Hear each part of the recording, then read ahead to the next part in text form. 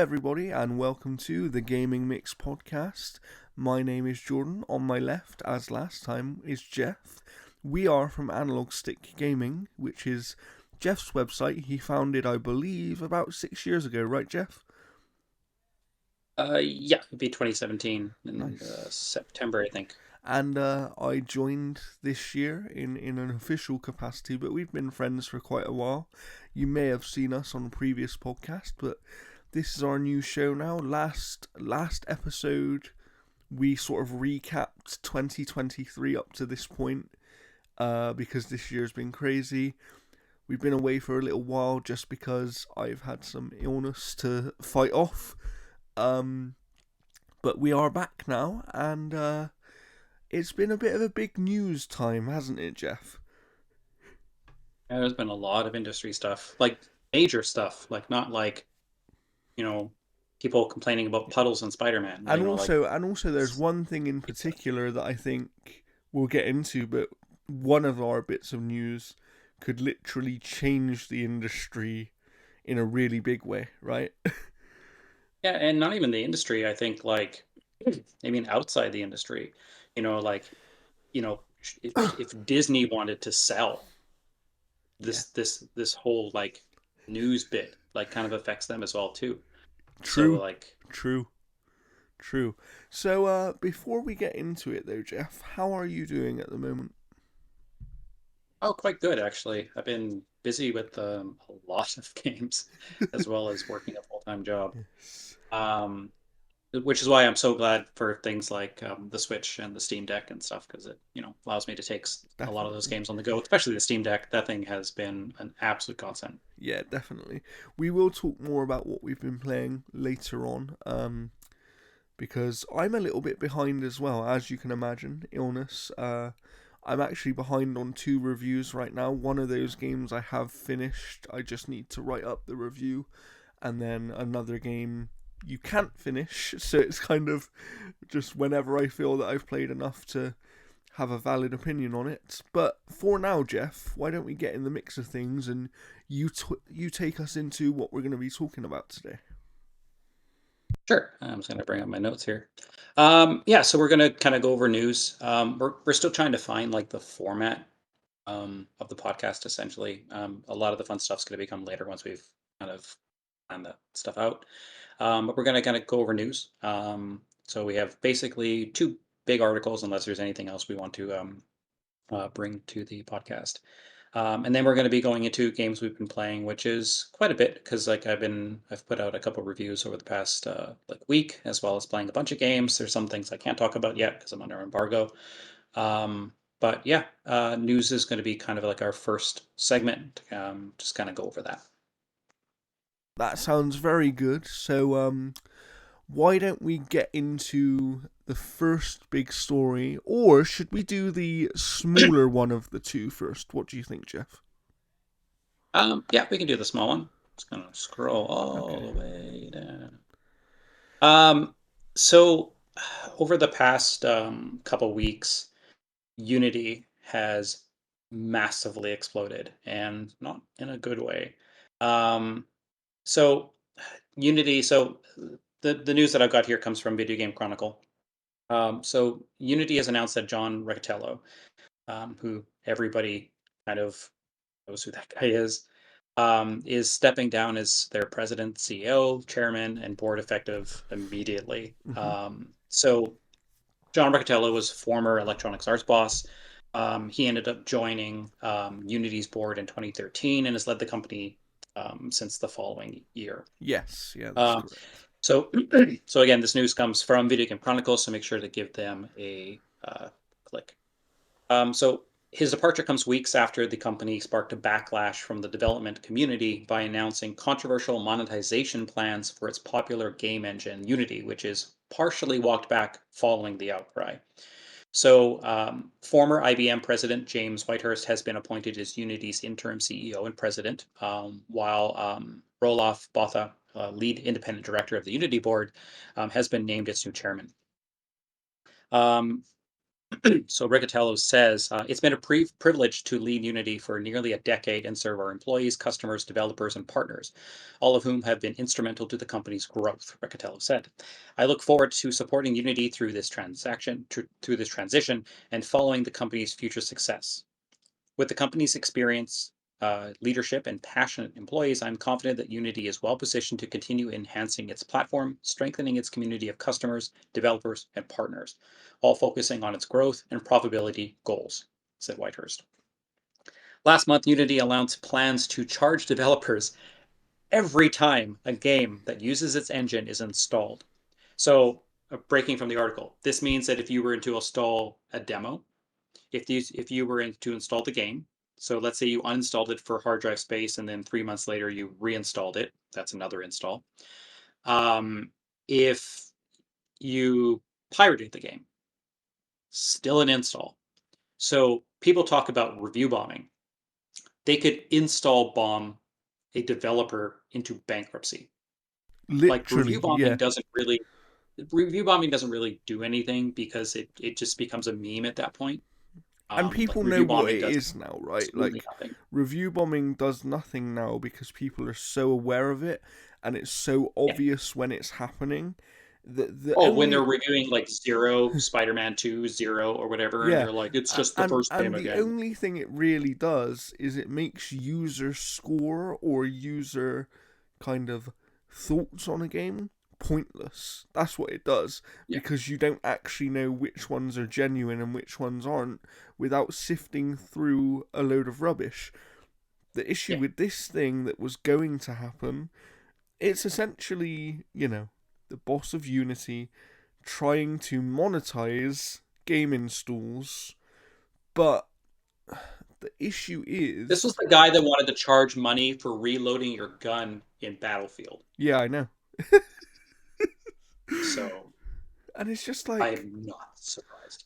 I'm not surprised, but I just don't get where this, like, anyone with a brain wouldn't have made this decision because Exactly. Anyone with a brain.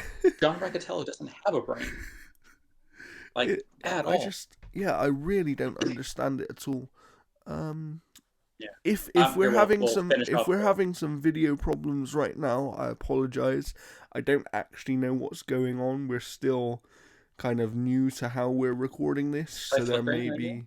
there may be some video issues and stuff, but um you can still listen, and as a reminder, we're on YouTube at the moment, so I apologize for that. Sorry. I just wanted to We'll get that out of the finish way. the story here. So starting in 2024, the proposed Unity runtime fee would apply to games that meet a minimum revenue threshold and have passed a minimum lifetime install count. So the move was widely criticized by developers, some of whom began boycotting Unity by switching off its ad products, and the company later revised its plans. Unity said it would no longer be charging per install fees for those using Unity Personal or Plus plans, and that the fees would no longer apply to existing games. There was a massive outcry on Twitter. I will not refuse. I will refuse to call it by its current name until twitter.com does not work. Until I can put that in there and it does not work, I will continue to call it Twitter. But there were a lot of developers that were posting you know, their their JPEG essentially about like how like Unity sucks and all this kind of stuff. Because I think there was like that crap game, like that developer came out and said like that they were furious with it. There was one developer who came out and said like, we don't make comments like this is how bad you fucked up. Yeah, yeah. Wasn't there Like, one? yeah, I could be misremembering, but I think there might have even been one developer that basically said until they reversed their decision, the game they were making was cancelled because they couldn't yeah, a lot of them were afford holding their stuff hostage. to move it to another engine, and they couldn't afford to keep it on Unity if they were going to do this thing with the installs. And that is kind of what people don't realize is like, for a lot of, because when we think about gaming, a lot of the time we focus on AAA and these big companies that have a lot of money to spend, and yes, they need to make more money, but they have the money to risk. for these smaller companies, a lot of them literally live game to game. And if one of their games is really, really popular, but they have to pay every time a player installs it, imagine It was what like that's 20 going to cents. do. You know, it would Yeah, and literally like put companies out of business. That's the thing. Even if they had a successful game, there would be a line where if your game isn't quite successful enough, it it would put you out of business. yeah, and there's a few game engines that are pretty similar to Unity that a lot of developers are probably going to switch to. But I mean, I think that this puts like Unreal in a good position because like even though it is costly to kind of get into Unreal, those costs are up front. You know exactly what you're getting into. Like everything is clearly defined with Unreal. Um, but I honestly see like I wouldn't be a bit surprised if 30% of all developers that are currently on Unity never work with Unity again. Like big publishers, I think still will, just because it's extremely low cost for them, especially with the rules being kind of reversed. I think they'll kind of stick with it. Yeah, But I think like developers that kind of owe their entire income from how cheap Unity was, I think I think you'll see them jump to different engines. yeah, I agree. I agree with that.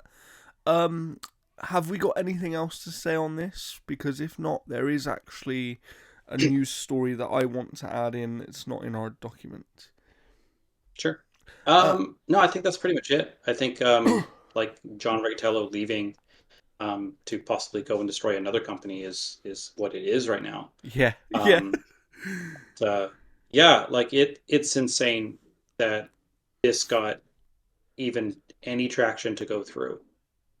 yeah. I Like, mean, it do they just not have makes you been able to wonder. It predict what it the outcome makes would be like? it really makes you wonder who, apart from him, who was at this company making these decisions. Because I don't mean to, I don't mean to kind of badmouth anybody. Like I don't like doing that. But it really is a situation of like anybody with a brain that actually knows anything about the industry would not have made this decision. Like, I could have put you in charge there, Jeff, and you would not have made this decision, you know? I would have charged 35 cents. Screw the 20. No, like it's one of those things where it's kind of like it's like another billionaire making amazing choices at a company that they clearly don't know what they're doing at. Yes.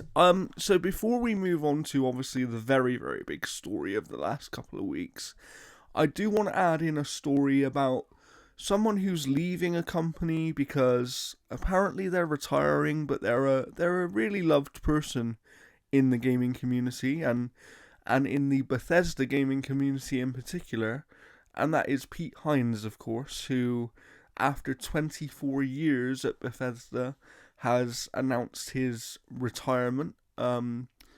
And I just want to wish him well because he's a lovely, lovely person, and he is more on the publishing side, so maybe not all gamers are actually aware of who he is, but he has been a public face for Bethesda alongside Todd Howard over the last decade or so, really, mostly I would say.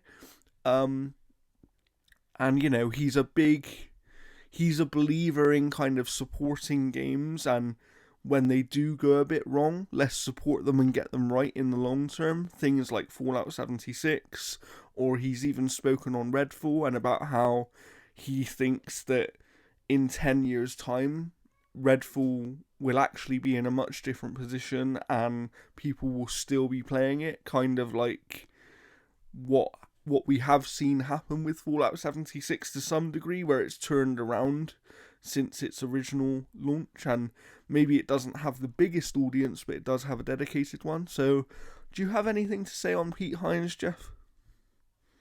I mean, he's been a very vocal part of Bethesda, like him and Todd Howard. Like, I don't think you can think of Bethesda in the last like, 10, 15 years or whatever Yeah, without Pete Hines coming out to a Xbox broadcast or a Bethesda one or something like that. yeah. Uh, I think the biggest thing would be if Todd Howard ever left. But Absolutely. And I yeah, mean, all of you these know, he's people just have to still a retire big eventually, force. right?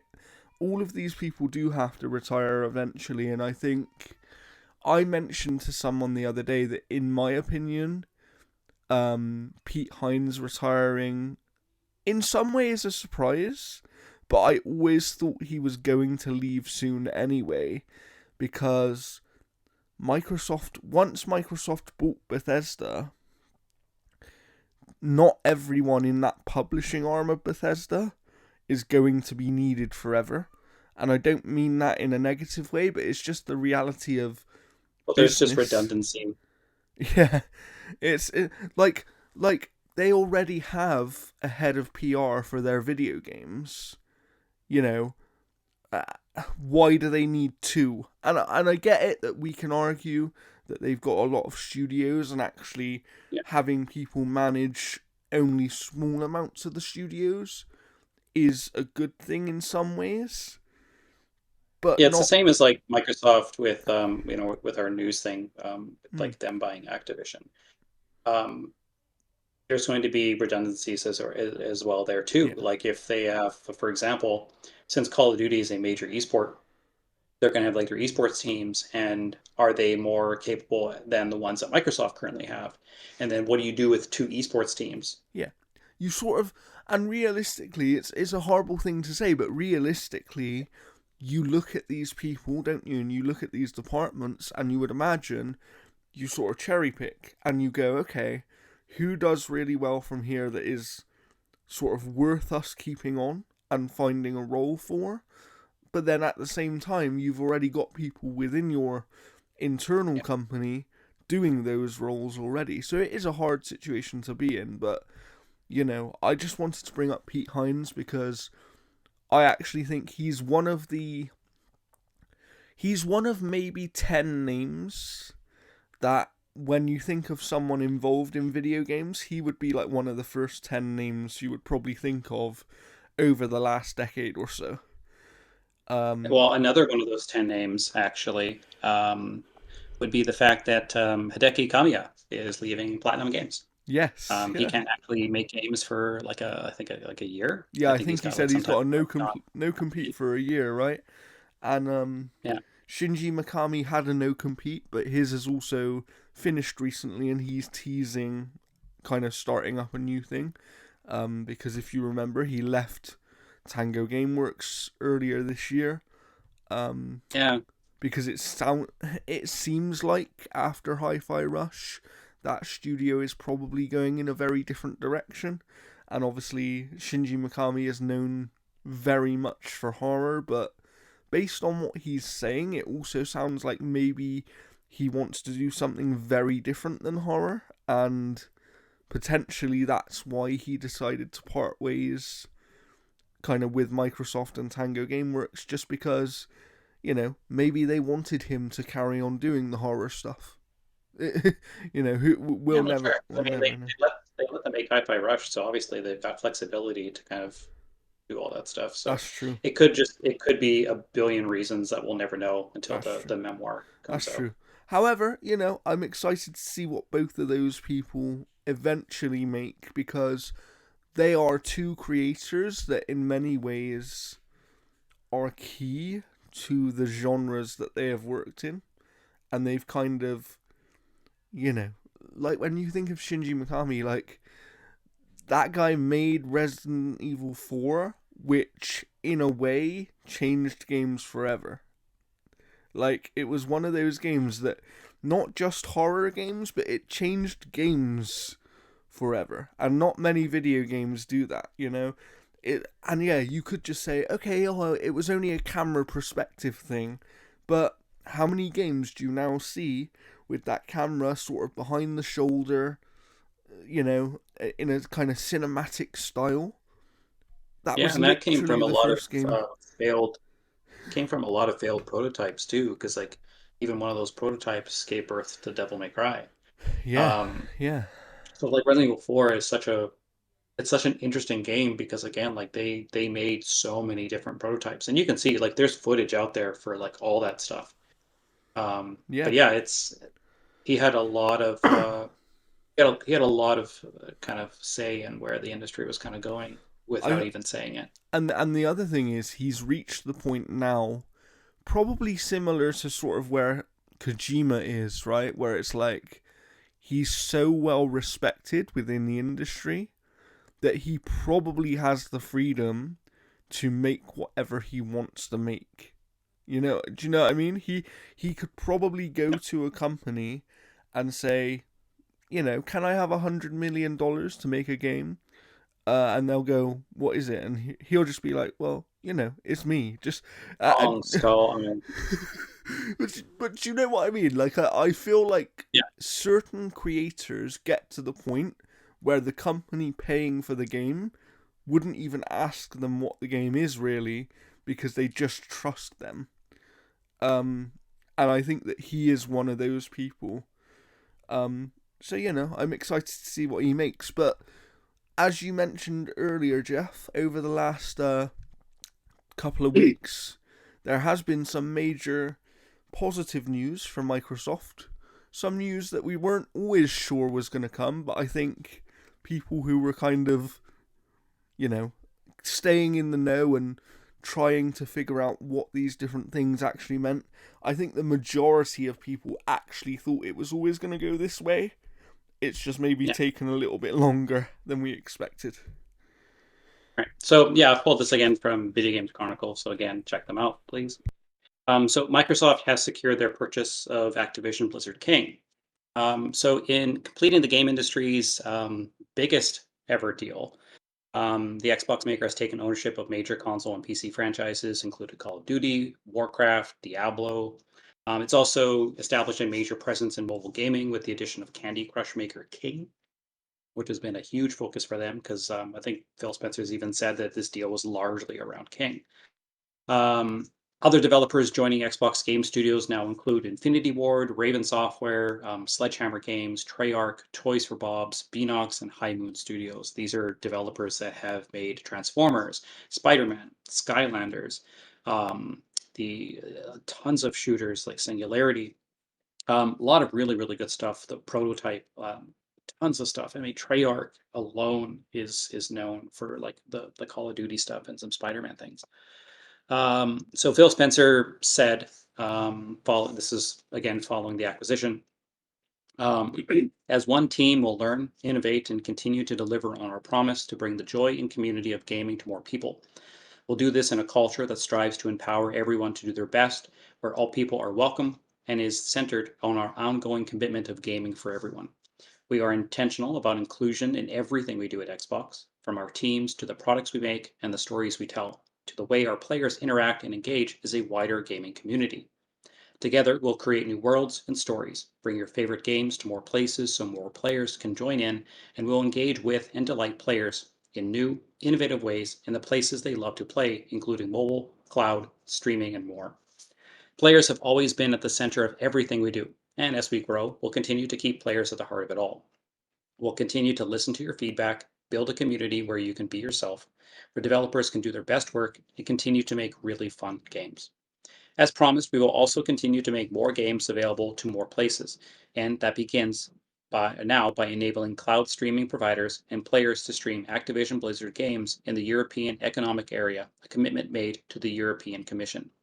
Today, we'll start the work to bring beloved Activision Blizzard and King franchises to Game Pass and other platforms.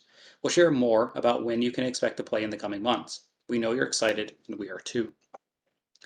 Activision Blizzard said earlier this week that if the deal went through, it's expected to start adding titles to Game Pass in 2024. This is due to licensing things.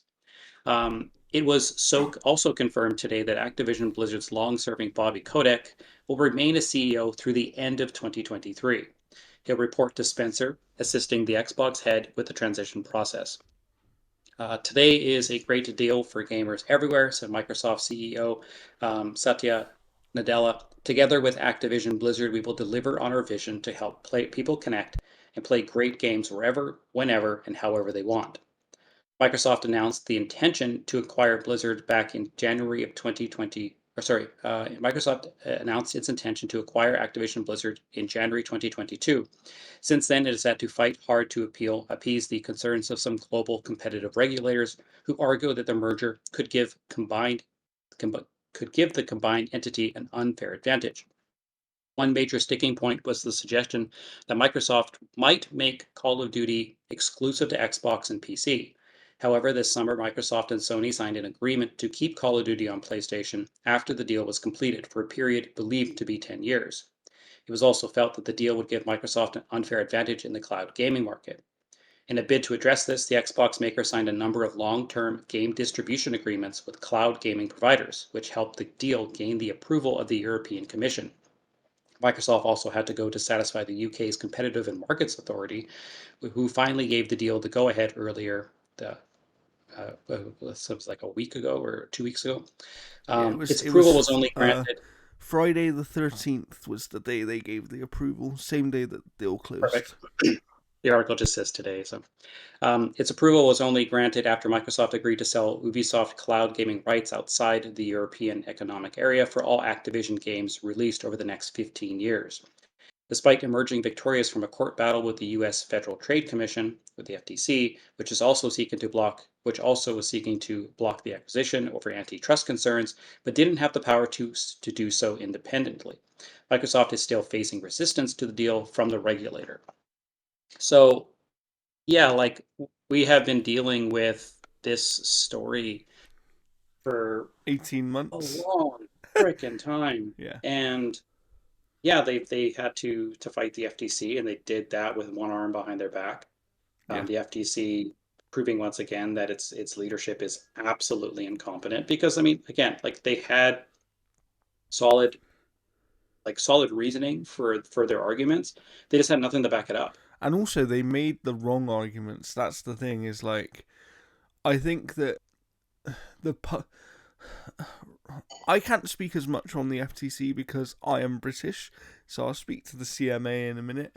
But what I would say is, from the outside, it seems like the public and the government sort of turned on the FTC because it felt like their whole thing was, let's protect the market as it is now, even if this deal might actually make the market more competitive. And that's not what their job is. Like, their job isn't to stop competition, it's to stop an amount of competition that can't be competed with by others. You know, and it was really weird. Like, their whole thing was really weird, and I think, just as we saw with the CMA's argument, you know, they dropped their console based gaming argument pretty fast, really. And part of that was they made a mathematical mistake, but as soon as they rectified that, they sort of went, oh yeah, actually there's no risk of this being anti competitive in consoles. And then they were concerned about the cloud. But I Yeah. think that ultimately, through this whole process, what we've learned is that the whole regulatory process is more about political plays than it is about actually using the law and sticking to it. Because Mm. by law, in any of these jurisdictions, this deal should have gone through months and months ago.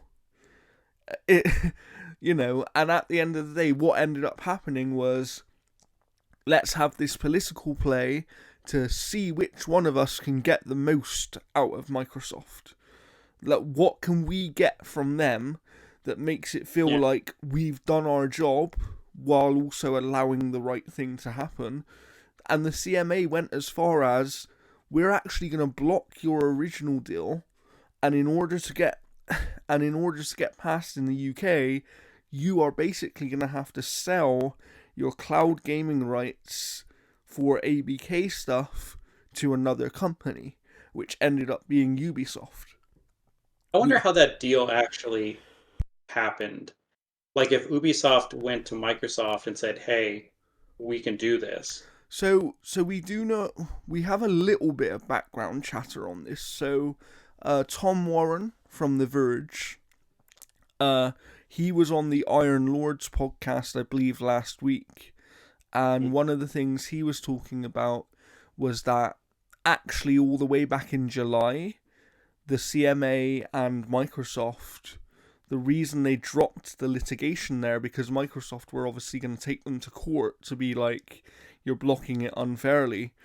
And the reason they both dropped it is even back then, apparently from what Tom Warren's hearing, the CMA basically told Microsoft, if you sell the cloud rights, we will clear the deal.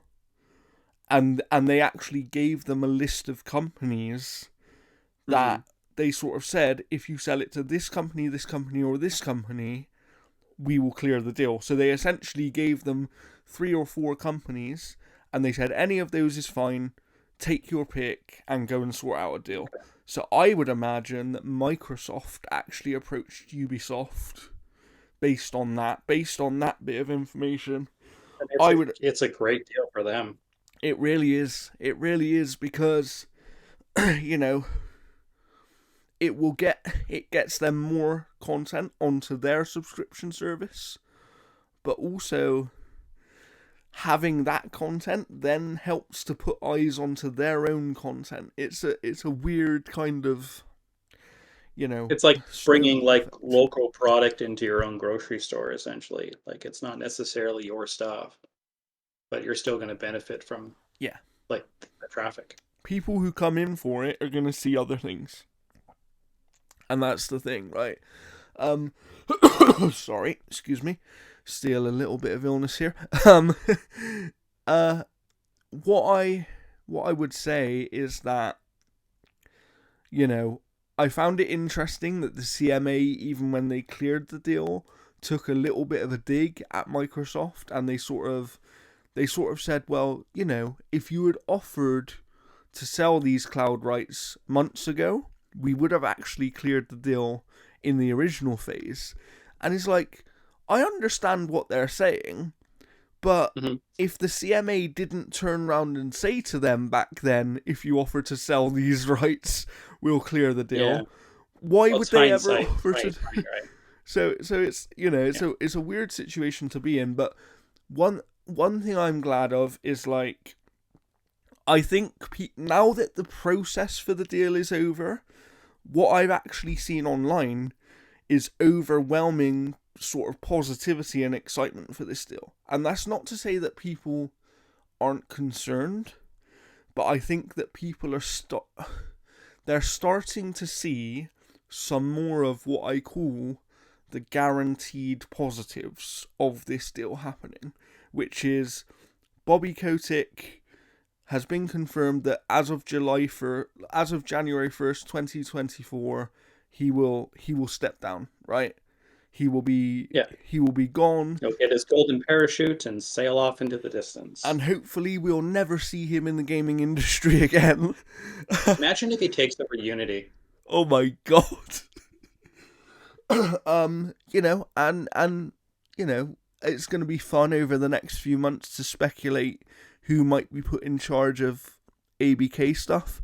I have a sneaking suspicion that it's going to be Mike Ybarra, who's in charge of Blizzard at the moment and previously worked for Xbox. I feel like because he has that previous connection with Microsoft and with that entire leadership team there, he's the one that kind of makes sense. I know that some people have speculated it might be Sarah Bond, but I actually think, in Phil Spencer's initial thing, he talked about how over the next few months they'll also discuss their new corporate structure, and that is because Microsoft Gaming exists now. Like Phil is Microsoft Gaming's CEO, but he's still referred to as the head of Xbox because the Microsoft Gaming part wasn't going to happen until they got ABK. So now that they have that, Phil will step up to be Microsoft Gaming CEO. I think Sarah Bond will become the head of Xbox. That's what I think's going to happen. Probably she's got the energy to kind of bring that to the role as well too, because like she's in the showcases just as much as Phil. And she's also another gamer, which is a nice thing, because I think that for the community, it's nice to have someone that you know genuinely plays and likes games and has for their whole life in charge of your product, right? In charge What of the if they bring products you like John the Ryan? most. What if they bring John Ryan in as head of Xbox? He's looking for work right now.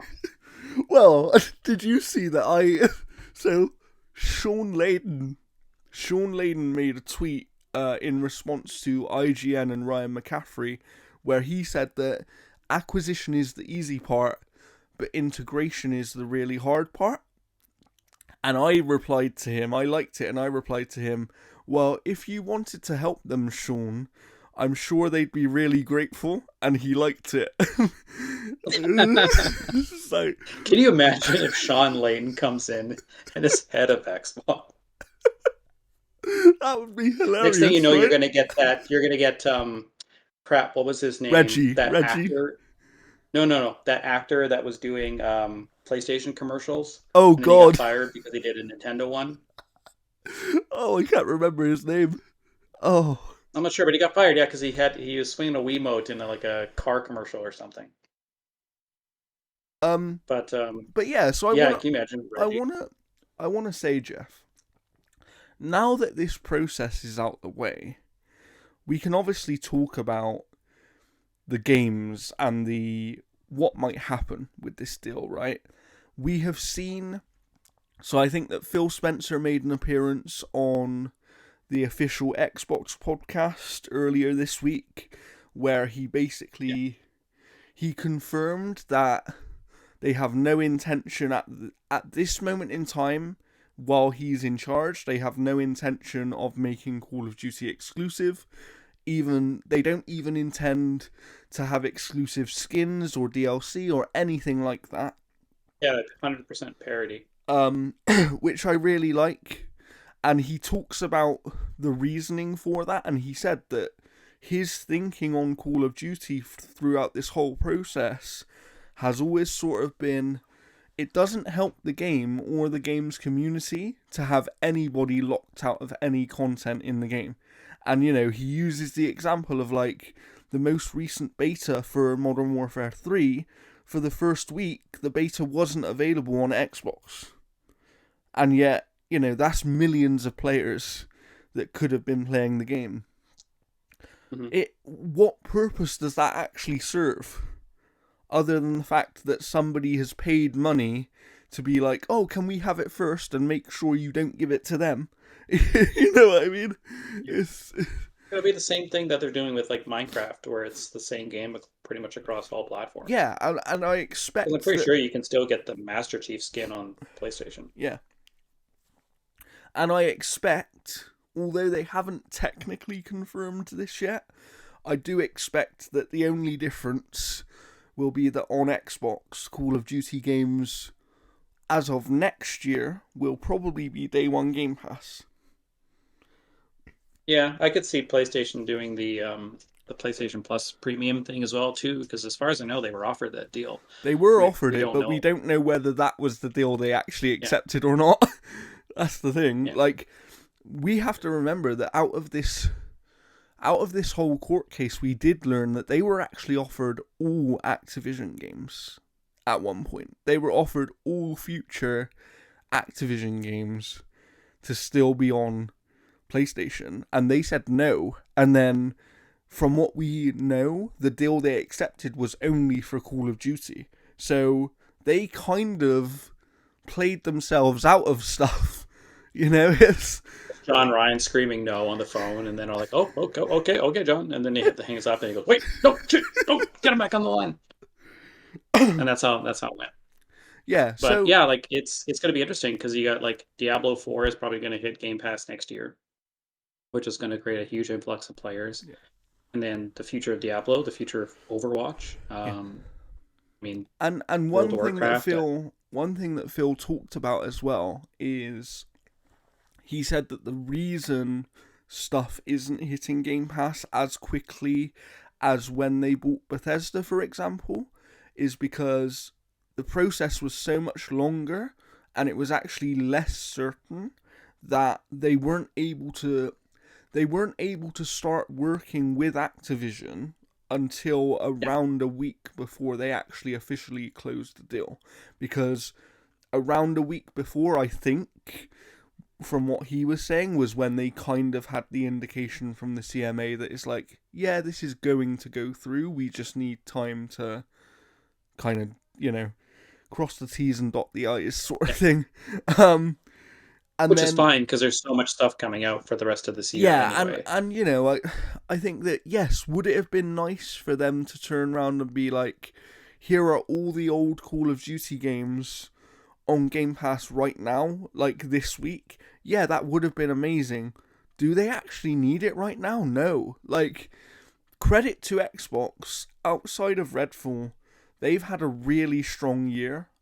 Like, a really strong year. And I think, I'll talk more about Forza later, but even Forza, for the crowd that it's for, is still a great game. Like, it's, and then we had Starfield, which I believe, so I know it was the second best selling game here in the UK in terms of physical and digital sales, even though it was available on Game Pass. And I think it was high up on the US sales charts as well. So that, the game sold really well.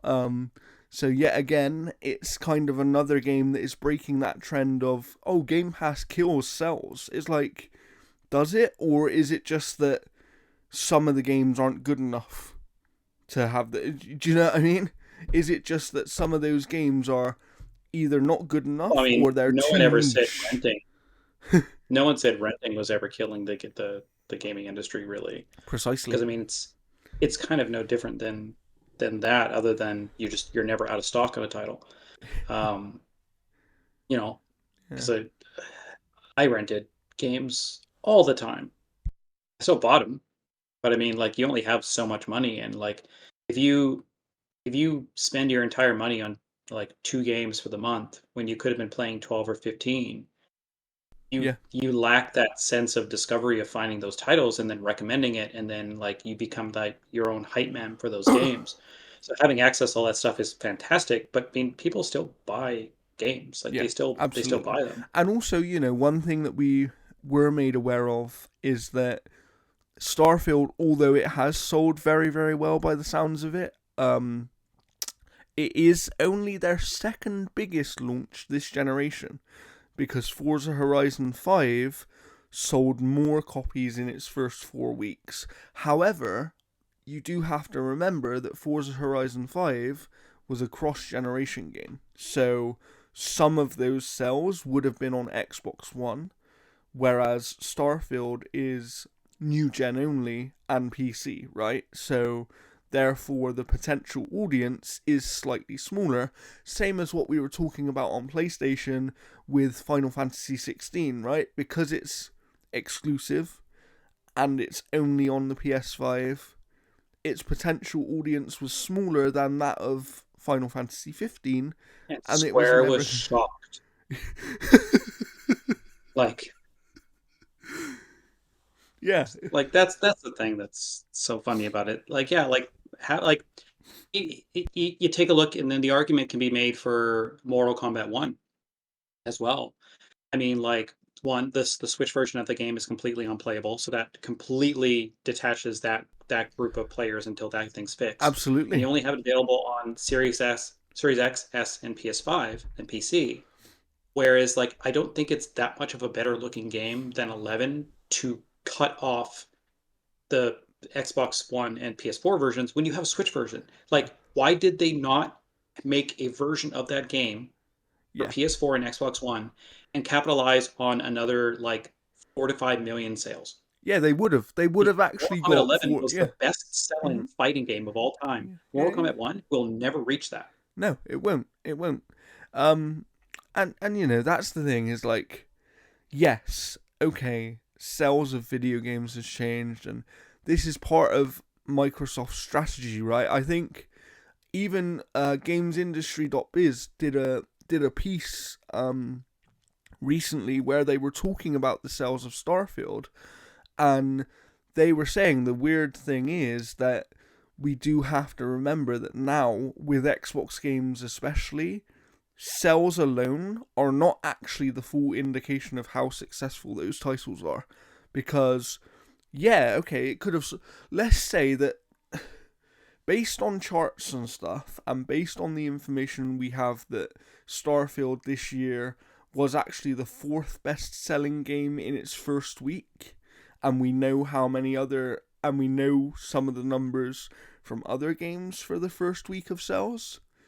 We know that Starfield sold at least 4.5 million copies in its first week.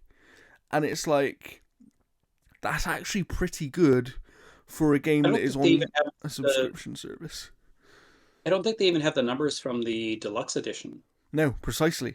Because, Because like I played it through Game Pass, but I bought that $40 yeah, so upgrade so thing. so you are spending money that, you know, it's like you're still essentially buying a version of the game in some way. And we know that 10 million people played it in the first week.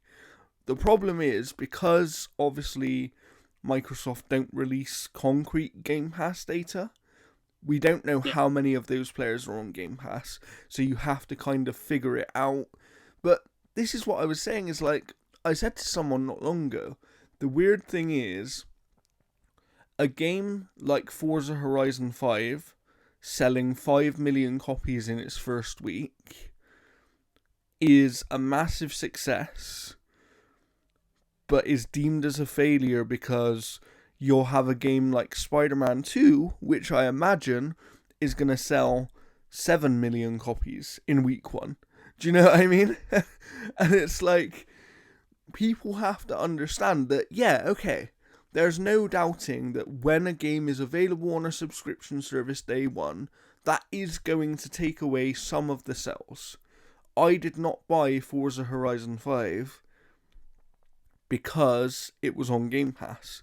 I would have bought it if it wasn't.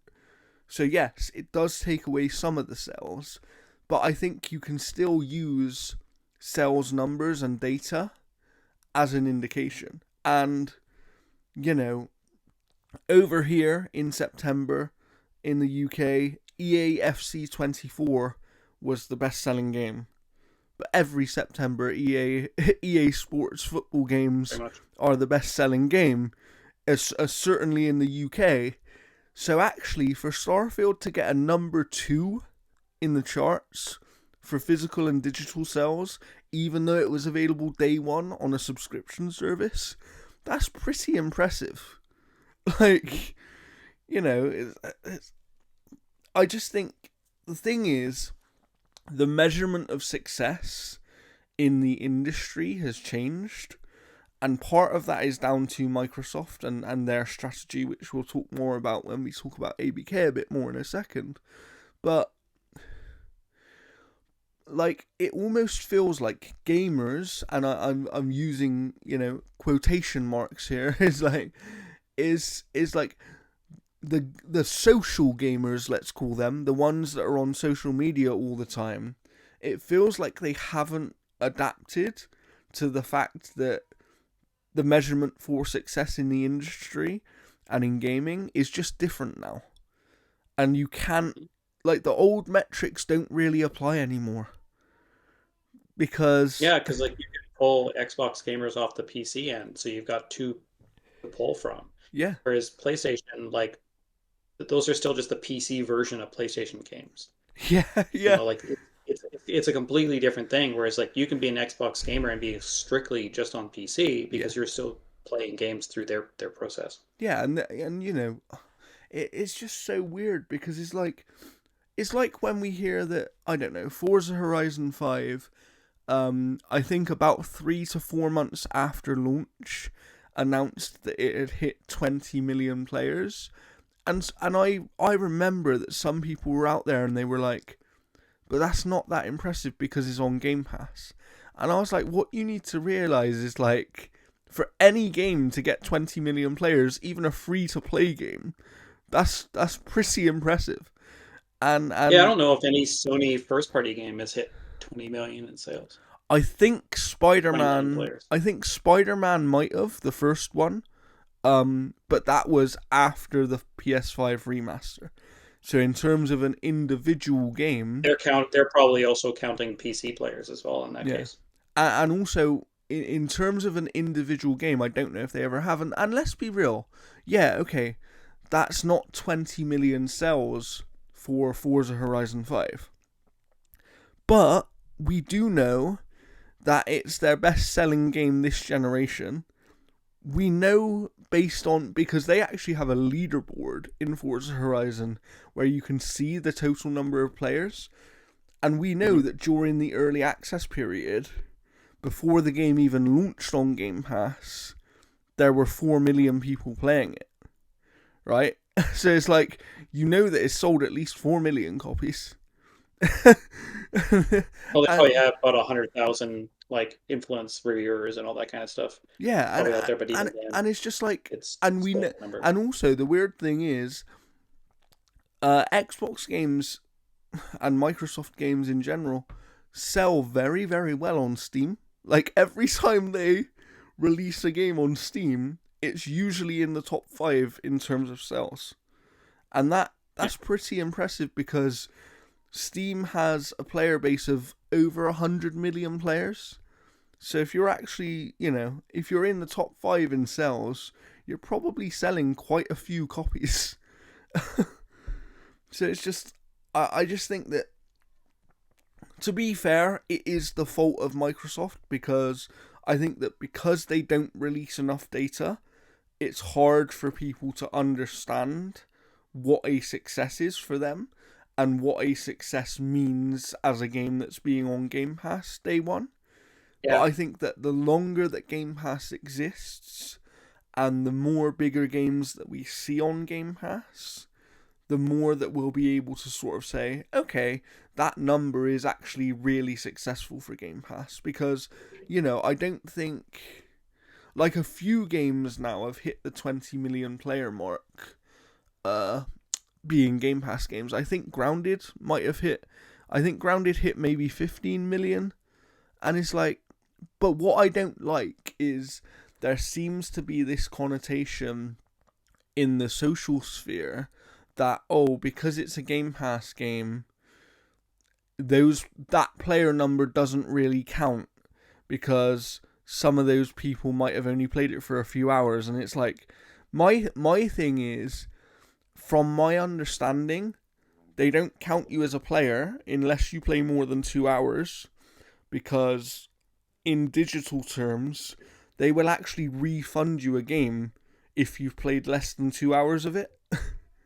So yeah. I think without clarification, though, you kind of have to take it as like hoping that that is what it is, or if it's just like if you've installed that game at all, yeah, and then that's the you are problem, right? And covered up that front. kind of Yeah, goes back to what I said, is because Microsoft don't give enough public information about how they're actually measuring certain aspects, it always leads to this thing of, there's always going to be doubt from people because they're not going to want to believe what you say.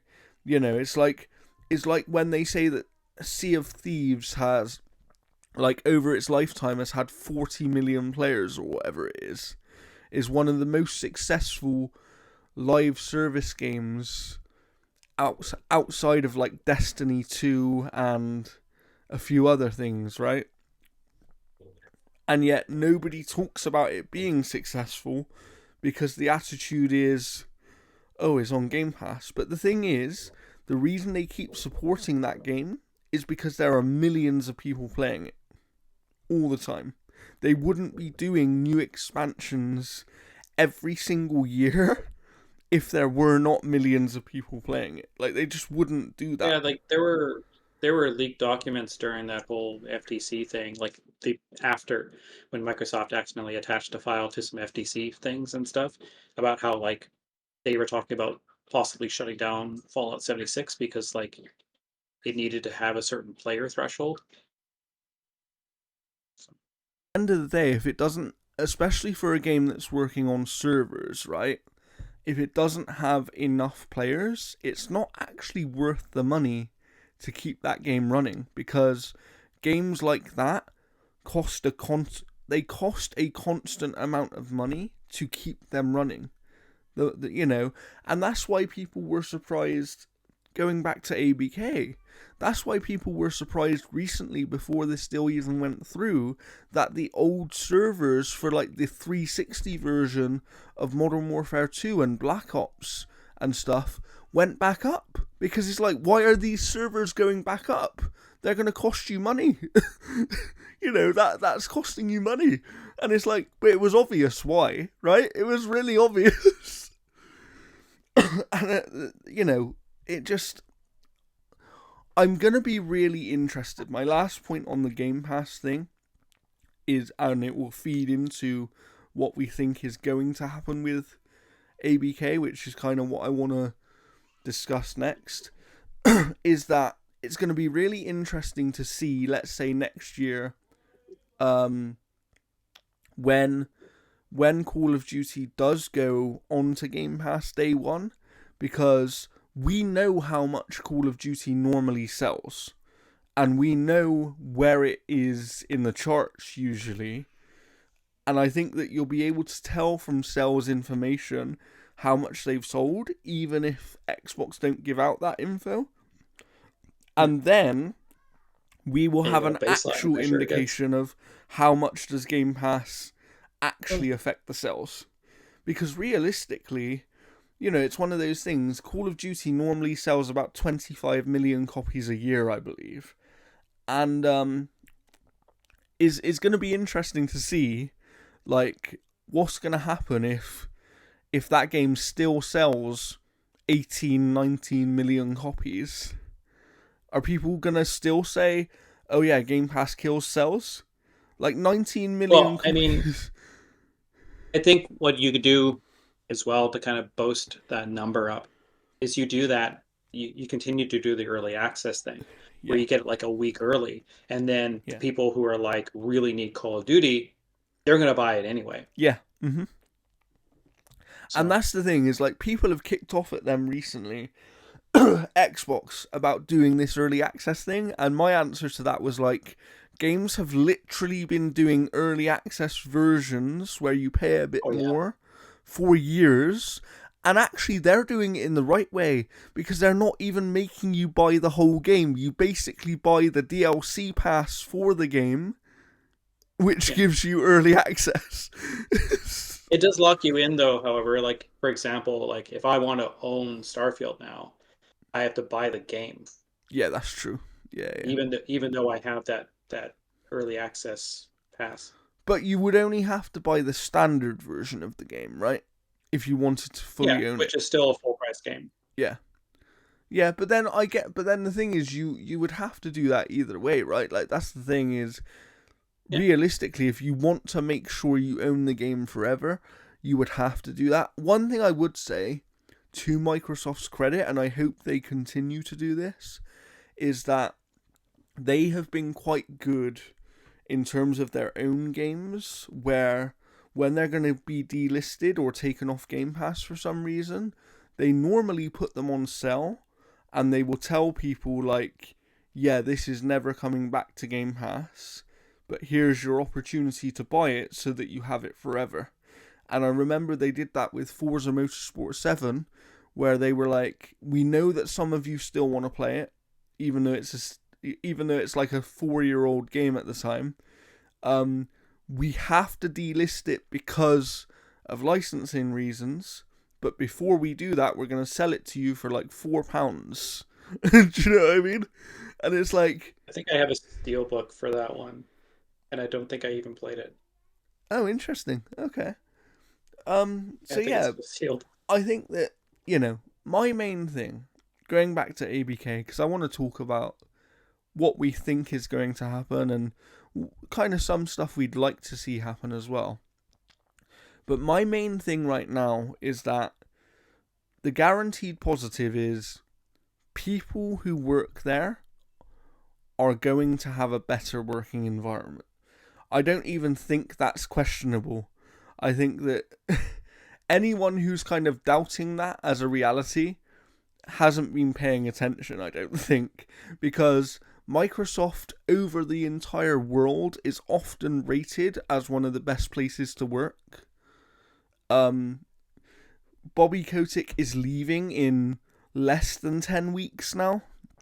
You know, it's Yeah, like, people are probably counting off the days. Like that's gonna be one hell of a New Year's party at yeah. Activision Blizzard. Holy hell! Um, and you know, I just, it's going to be so interesting to see what these people are able to create once they're in a better environment. And we've already seen some of that stuff from Phil, where one of the things he mentioned on the official Xbox podcast was he basically is visiting teams over the next couple of weeks from ABK, and what he wanted to make clear to them is, look, if you want to work on a franchise that is in the back catalogue that hasn't been used for a while, we are more than open to it.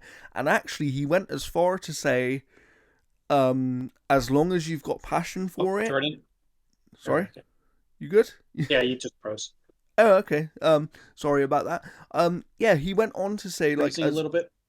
as long as you have passion for it, um, he was talking about how, you know, not every game has to be this money making kind of franchise, and actually some of the games they make, they're not looking for kind of big blockbuster, massive, make loads of money kind of things. You know, we see like Hi-Fi Rush.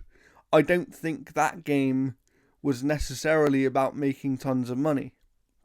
I think that No, I think game it was was, kind of hinted at that it only just became profitable or something like that. I can't remember. yeah, and it's like, but I think that, you know, something like that, or Pentiment. I actually think Pentiment is a really good example where we know with Pentiment that that was a game that Josh Sawyer wanted to make but would never pitch because in a traditional environment the game never would have been greenlit because it would not have made the money. However, because Game Pass exists, Microsoft were kind of like, yeah, just go and make what you want. You're asking for like a handful of people to make a game. We're not going to say no. You know, it's and I think that must be really freeing for creators. And what I liked about what Phil said is he even said if one of the ABK teams wants to work on an existing kind of Microsoft owned franchise that isn't an ABK franchise, they are Yeah. also more than able to pitch that as well.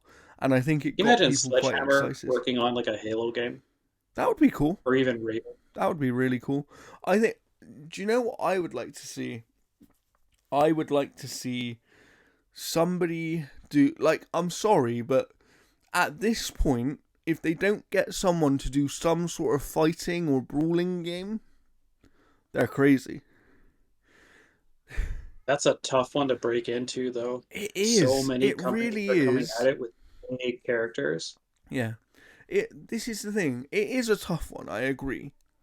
But If it played like Power Stone, I would be like all for it because at least it would feel different than just being a Smash like. yeah. Like if Microsoft had made one, I don't want it to be a Smash Brothers game. I want it to be something like Power Stone where Mm, it's like full 3D environments moving around because I yeah. think that works better to those And characters. that's kind of my thing is they now own so many characters and so many Crash IP Bandicoot. that it's just like that's an easy layup where like as long as the game is even decent, that game would do well just because of the amount of characters you have. And you know what is interesting is didn't we hear recently that Iron Galaxy is back on Killer Instinct now, and they're kind of looking at Yeah. maybe doing something with that, like. Yeah, because they have the Series X version of Killer Instinct coming out, or it is out. I'm not Mm, 100% too sure. I usually get all my fighting game news from the TKO podcast with Maximilian Dude and nice. Jason Wong or James Wong, Jason Wong, I can't remember, and Matt McMuscles.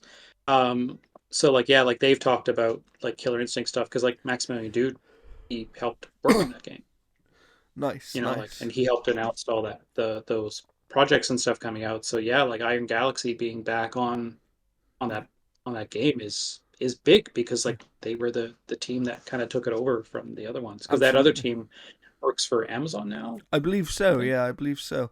But yeah, I just think there's a few things to put in perspective, really, with this whole Activision thing. Microsoft now have, I believe it's 32 studios. Could be wrong about that. That's kind of off the top of my head. I don't have the document here. I did actually have a document with all the info, but um, yeah, I believe they have 32 studios now. But let's remember that some of these studios are only support studios. So, kind of the same way that PlayStation owns something like 23 studios, but 3 or 4 of those are only support studios and they don't really make their own games. This is kind of the same situation. Um,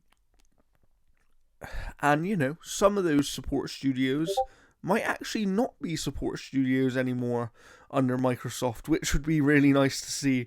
If we can get. Yeah, because you don't need 7 developers working on Call of Duty. Like Toys for Bob can make a legendary platformer. They can go nuts with that because their I Skylander am. stuff was so Do you know what? If they, when Phil said about an Activision team working on an existing like owned Xbox IP, I thought the initial thought to myself was Toys for Bob and Banjo. Like, yeah. why not? Give them a chance. Like, They could do like Xbox Infinity essentially, where it's just like their thing that's like Xbox within Skylanders. So you have like a Master Chief and then like a Marcus Phoenix do you and know then what the like crazy a thing is Forza though? car. Microsoft now own probably the 3 biggest kind of platformer icons for a certain generation of gamer. Right? It's like They just need anyone. to capitalize on making a good game out of it now. Yeah, and it's kind of like anybody who is probably like 35 or younger. It Crash, Spyro, and Banjo are their 3. Do you know what I mean? And the crazy thing is that Crash really was a PlayStation mascot, and now he's owned by Microsoft. It's very, very, very weird time that we live in. It'd be neat for them to almost do like if Toys for Bob did one platformer where it was just all three. That would be cool. That would be really cool. Yeah. And actually, And that would be a they should very bring back the nuts and bolts stuff that Tears of the Kingdom ripped off, and then people are like, oh my god, they're ripping off Tears of the Kingdom. Oh my god. that would be really good because you could have some really interesting levels with that if you had all 3 in one game. You could have some Yeah. really interesting levels. But this Bring is back why, and Elijah Wood as Spyro. this is the thing, they have the teams to make these kind of games now as well, because Double Fine, I guarantee you could give any of those franchises to Double Fine, and they I would really do, want to know what they're working on. yeah, they would do something really interesting. Like, yeah, Tim Schafer is a genius in my opinion. Psychonauts 2, I think it is a strange one because I actually think that game got shafted a little bit because Ratchet came out around the same time on PlayStation. I think it was all the talk became about Ratchet because of how pretty it was. But Well, actually, yeah, having the, played both games, I thought Psychonauts 2 was a better game. yeah, like that's the thing about it is that it was the visual crowd essentially going like, oh, this game is like one of the most like technically like amazing games of all time. But I mean, like the game itself was okay. Hmm. Like Yeah. I still have issues that like Rivet played no different than Ratchet. Yeah. Like no different. She was just basically a skin with a different voice. Like you even unlock the same things. Like at least Insomniac with Spider-Man 2 make those characters feel Yeah. different. They actually give them different moves and Yeah. all that stuff. Absolutely. Whereas that was Absolutely. my issue with that. So Where Jeff, I Psychonauts wanna 2, like, I want to so good. ask you, Jeff, if you could get one, like, now that this Activision deal's gone through, and we'll talk more about the positives and negatives over the many years to come, I'm sure. I actually think I'm quite an optimistic person in any situation, and I do think there's a bit of. Initially, when this deal was announced, I think there was a lot of doom and gloom over things that might never happen, and I think that now it's gone through. It was actually Blessing on Kinda Funny who made the point of like, now it's gone through, it's reality, so you just kind of accept it, and because you accept it, you're able to focus more on the positive parts of it, and people seem really excited, and obviously everybody's making wish lists out there now for all these different things they want, from prototype to new Tony Hawk's games, which I would love a new Tony Prototype could Hawk's be game. their Spider-Man. Like if they put it in the hands of the right team, Yeah, like they have essentially made Venom or Carnage the game, essentially in that respect. true. But what I was going to ask you, Jeff, is if you could have one thing, one franchise come back, or one Activision team work on another franchise, what would it be, and why? Well, the realistic one, I'm going to do my dream one and the realistic one. The realistic one is a sequel to Singularity that takes advantage of the SSD so that you can have like dimensional hopping things and stuff like that, where like you go into an environment that's just entirely different and all that stuff. I mean, Titanfall did that without SSDs, but still, it could be their Ratchet. Essentially, I think Singularity 2 could be fantastic. But my dream one, however, is just finish StarCraft Ghost. My God, like let's get that out. Because like I don't know. Everything I remember at the time seeing footage of that game, and I'd be like, I really, really want to play this. So just reboot StarCraft Ghost right from the jump and put it out. That's my Fair. dream one. But yeah, my realistic one is Singularity too. Fair. But So I mean, I could see prototype happening. I have a few. I think that prototype at some point will happen. Um, Obviously, I'm gonna rattle off a few here. So I do want a new Tony Hawk's game, and I think that the team that was Vicarious Visions, uh, they earned the right to make their own Tony Hawk's game, in my opinion, with the remasters of 1 and 2. Um, Yeah, I think we'll get 3 and 4. yeah, I think 3 and 4 is a shoe in at this point, and then who knows what happens after that. But what I was really surprised by with those games is that Activision wouldn't let them make 3 and 4 anyway, because 1 and 2 was actually a really big success, like a much bigger success than people would think, and that says that there is still an audience for Yeah, they that wanted to kind put of them on game. Call of Duty. Yeah, and then I think they ended up working on Diablo 4, didn't they? Helping out on Diablo 4. Yes, that's what Um, it was. Yeah. so I'd like to see them get a chance again to kind of finish off, because from what we heard, they were already making 3 and 4. Like that was actually underway. Um, so I'd like to see that finished off. But I have a few. So my one that I think is semi-realistic, just because of what Xbox needs, is a return to the True Crime franchise, which was kind of like a GTA style open world, but a little bit more linear, and you Yeah. played as a cop instead of a robber, Um, Yeah. but I think that with a little bit of imagination and kind of with the new tech that we have available now, because those games were made on the PS2, right? And then a game came out called Sleeping Dogs, which was originally going to be True Crime 3, and it evolved into Sleeping Dogs, which was kind of this similar thing, but inspired by Kung Fu cinema. Um, Yeah, and even then, the Yakuza games have kind of taken over that kind of mold too, yeah, to a so certain extent. but I would like to see this really grounded, um, kind of.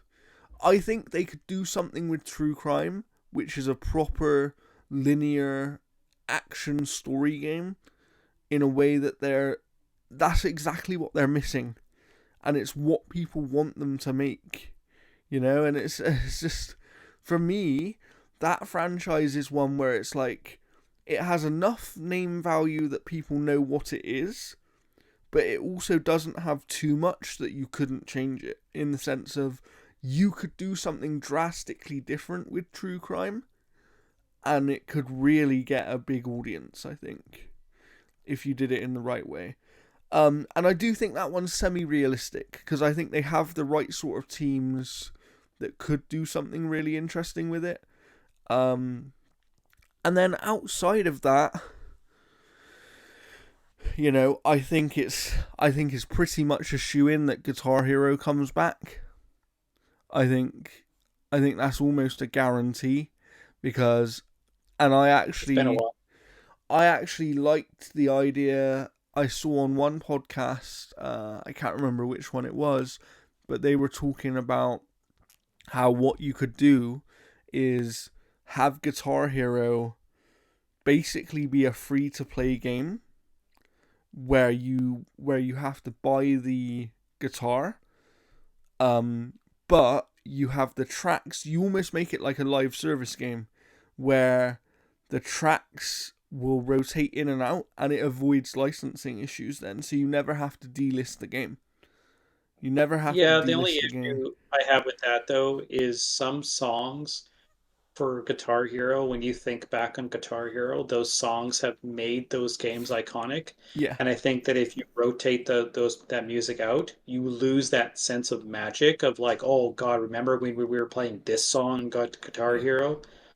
yeah. That's That true. I would, yeah, I I still would I have just it. wonder how they could leverage something like Game Pass, for example, because I still Yeah, believe, not many people do believe this, but I do think that eventually Xbox and Microsoft are going to get to the point where they will have certain games where you have to have Game Pass to get the game. I don't think it will be yet. I don't think they'll do that ever. You don't think they will? I don't think they'll ever do that. Interesting, interesting. Because why would you close off one aspect of revenue that's going to make you more money? That's true. That's true. But then I guess that would lead me to ask you, why do why do streaming services such as Netflix, etc., for other forms of entertainment do that? Why do they do the thing of, no, if you want to get this, you have to have. Well, their Netflix is that's a really easy question. The thing with Netflix is that's their only model.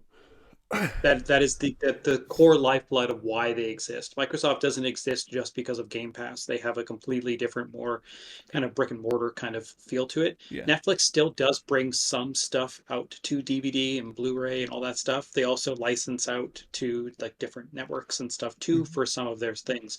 But Netflix, like if Netflix was a um a company that its main focus was selling like their shows piecemeal, whether it's digital or physical, and then offering streaming as a secondary thing, that would be a very like one-to-one comparison. But because Netflix is strictly they have to stream to Yeah, exist, their stuff has to be exclusive, that's which is true. why they've Do stopped you do you putting some of never their stuff on. So do you not think, and this is just a hypothetical future kind of question, do you not think that Game Pass gets to the point where it's so big that they could do it without it being a problem? As in, like, it works for Netflix because they have so many subscribers, right? If Game Pass, let's say that hypothetically Game Pass ever reaches the point where it's got 100 million subscribers across all different devices, obviously. At that point, could they not have a situation where they go, yeah, you have to be on this service to get this thing? I mean, if the hypothetical is that it happens, like whether or not I believe that it happens, because I don't think it ever would. Um, but the hypothetical, if it does happen, it would be bad PR.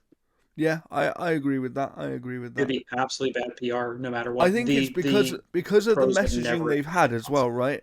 the messaging they've had the entire time Game Pass has existed is, Yeah. yeah, this is a thing, and we would like you to be on it, but we're Well, I always going mean, to give you the option of having it somewhere else.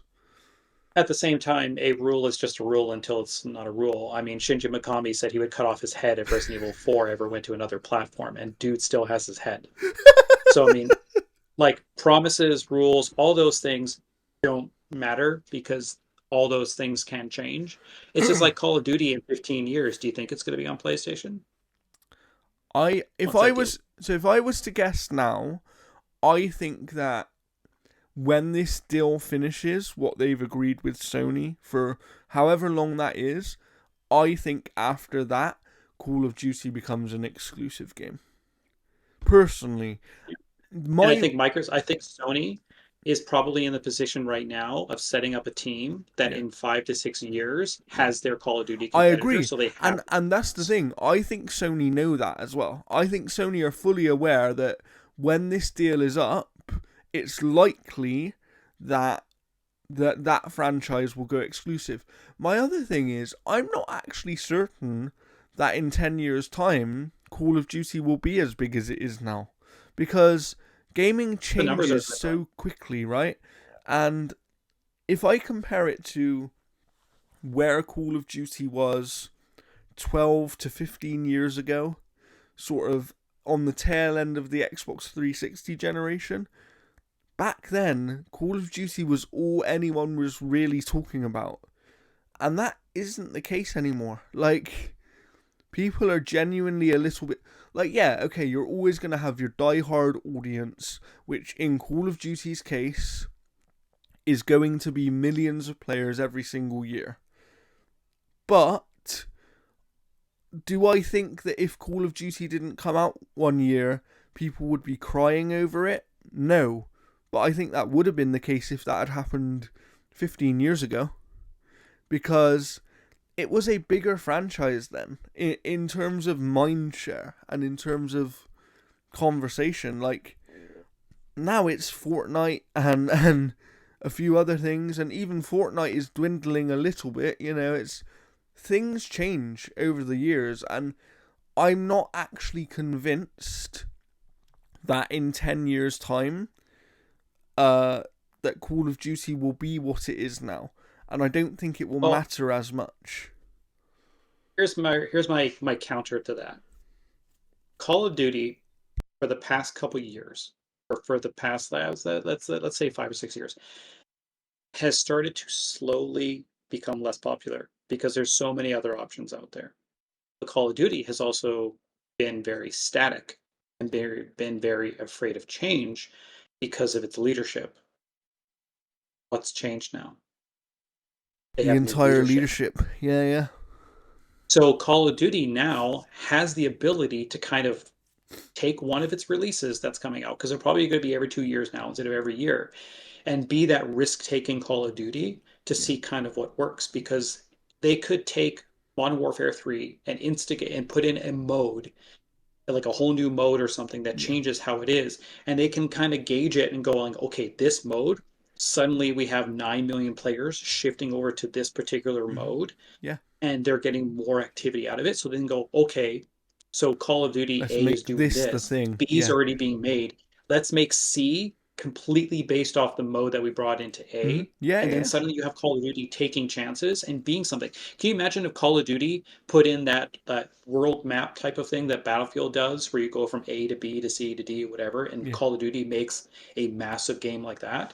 I mean, you know, again, like Call of Duty has been afraid to make a lot of It changes, has. Yeah, yeah. And and and it it can't now. the franchise is stagnated in many ways, and that's why, you know, people have definitely fallen off of it. Like, it's the kind of game now as well where people will still buy it, they'll play it for about 3 or 4 weeks, and then they never touch it again because they get Yeah, their. I still haven't beat the last campaign. That's crazy. Um, I do kind of agree with you, and I think there is something to be said of like that fresh pair of hands steering the wheel of Activision Blizzard. Um, could make a huge difference to Call of Duty and to other franchises as well. But that's the thing. I bring people back to the fact that at the end of the day, gaming changes so much in actually a really short space of time. And an example of that is some games that I've been playing recently, right? Which is one of them, Assassin's Creed Mirage. People are people have been crying out for a return to a more traditional Assassin's Creed style game, even though just 8 years ago people were sick of them and never wanted to see them again. So People don't know what they want, Jordan. So in the space of 8 years, we've gone from we never want this again to actually we really want it back because we're not fully satisfied with what you're doing with this other stuff. And, I haven't written my review yet, but what I would say is if you were at any time a fan of the old school style Assassin's Creed games where they were actually based on assassinations and stealth, Mirage is a game that you should play. I do have one criticism of it, and it's tied to the fact that Mirage started life as a DLC for Valhalla. It's something I will discuss in my review, but I actually think that as a sort of refresh point for Assassin's Creed, this is a really strong start. And we've heard some reports now over the last couple of weeks that it's like this game has sold just as well as Origins and Odyssey. It's the best selling Assassin's Creed in terms of next gen version so far. And part of that is it's a shorter game but not short. And it's sold cheaper for Ubisoft to make. Yeah, it's cheaper for Ubisoft to make, and in many territories the actual price of the game is lower than your traditional AAA video game, and I've seen people comparing it to like Spider-Man 2 because they're similar in length. They're similar in length of game in terms of apparently they're both around 20 to 25 hours if you do everything. I saw that one person platinumed Spider-Man 2 in just under 20 hours, and it was like, yeah, okay, I get it. The comparison is there because Sony's charging $70 for Spider-Man 2, and obviously we're not saying those games are of the same quality necessarily, but when you've got one AAA game that is making, that is 20 hours-ish long, selling for a lower price point, there's always going to become those questions about, okay, is this £70 one, or is this $70 one that's doing roughly the same thing in terms of amount of content? Is it worth that extra price? There's always going to be those questions. And gaming changes, and what people are prepared to pay and what people expect in terms of level of content for the price that they put down on the game changes. Like, it is almost like people forget that 10 years ago, every single game outside of RPGs and MMOs really was 20 hours or less. Yeah, there's lots of games that were like 10 hours. Like, every game was small, but they didn't feel small, and that's kind of that's the thing. Is like, even Control fell foul of that a few years ago because it was a 10-hour linear game and they sold it at full price or whatever. But it's like, that's just the old school way of doing things, and that game wasn't any lesser of a game. Like, I personally didn't feel ripped off by paying the same price for that as I would have paid for God of War. They're different kinds of games, and yeah, I think to some extent the amount of content in a game can affect what a game is worth, right? In the sense of, am I gonna pay £70, which is the price of full price games here? Am I gonna pay £70 for a game that is 3 hours long? No, not really. Not really. But then I did because Miles Morales you can beat in 3 hours. Do you know what I mean? If you mainline Miles Morales, you can beat it in three Yeah, if you hours. mainline it. Yeah. So It was it's a smaller experience because it was them getting used to the PS5 architecture as so well. it's kind of like it depends what you want. But my point was it just illustrates that gaming changes, and Assassin's Creed in particular really illustrates that gaming changes very fast, and sometimes gamers actually want to go back. They don't always want to go forward. Like, you know, people wanted the old Assassin's Creed again. They weren't asking for something completely different. They were like, we want Assassin's Creed to be Assassin's Creed again. And that is what they have kind of delivered with Mirage. On Spider-Man 2, I know you've played a bit of it, Jeff, I believe. I've only played Yeah, I've few only hours. played the opening 45 minutes. Um Okay. so please don't spoil anything past that. But how are you finding Spider-Man 2 so far? Yeah, it's really good. I think I'm probably about 4 or 5 hours in, I think. No, it's really good. Like that, the opening hour is really good. It's that duality of Peter trying to keep a job down, and then all of a sudden, like things happen. Um, it is like it's still that game.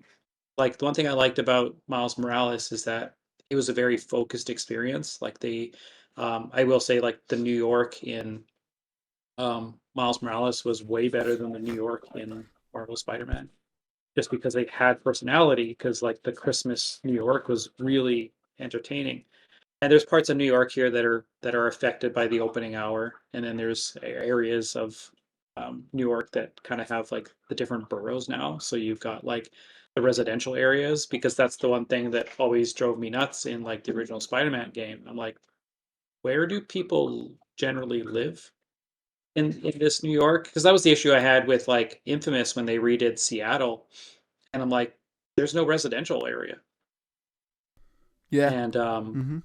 yeah, like it's really good. Like it still has the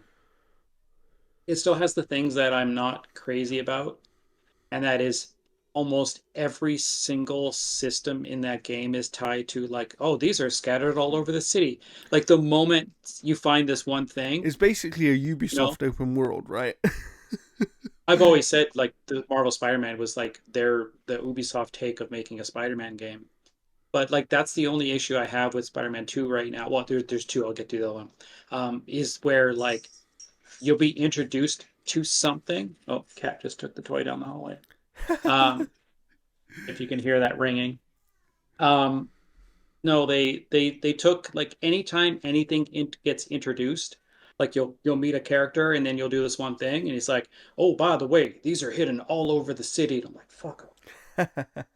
Like, not again. Like, that's the only issue I have is like it's a collectathon in a lot of that way. Yeah. But I mean, they do bait you with like a new costume, because there's like this like cult you kind of encounter. They're like enemy types, and then right when the mission starts, it's like complete the cult of the flame mission to get like a costume, and I'm like, you son of a bitch.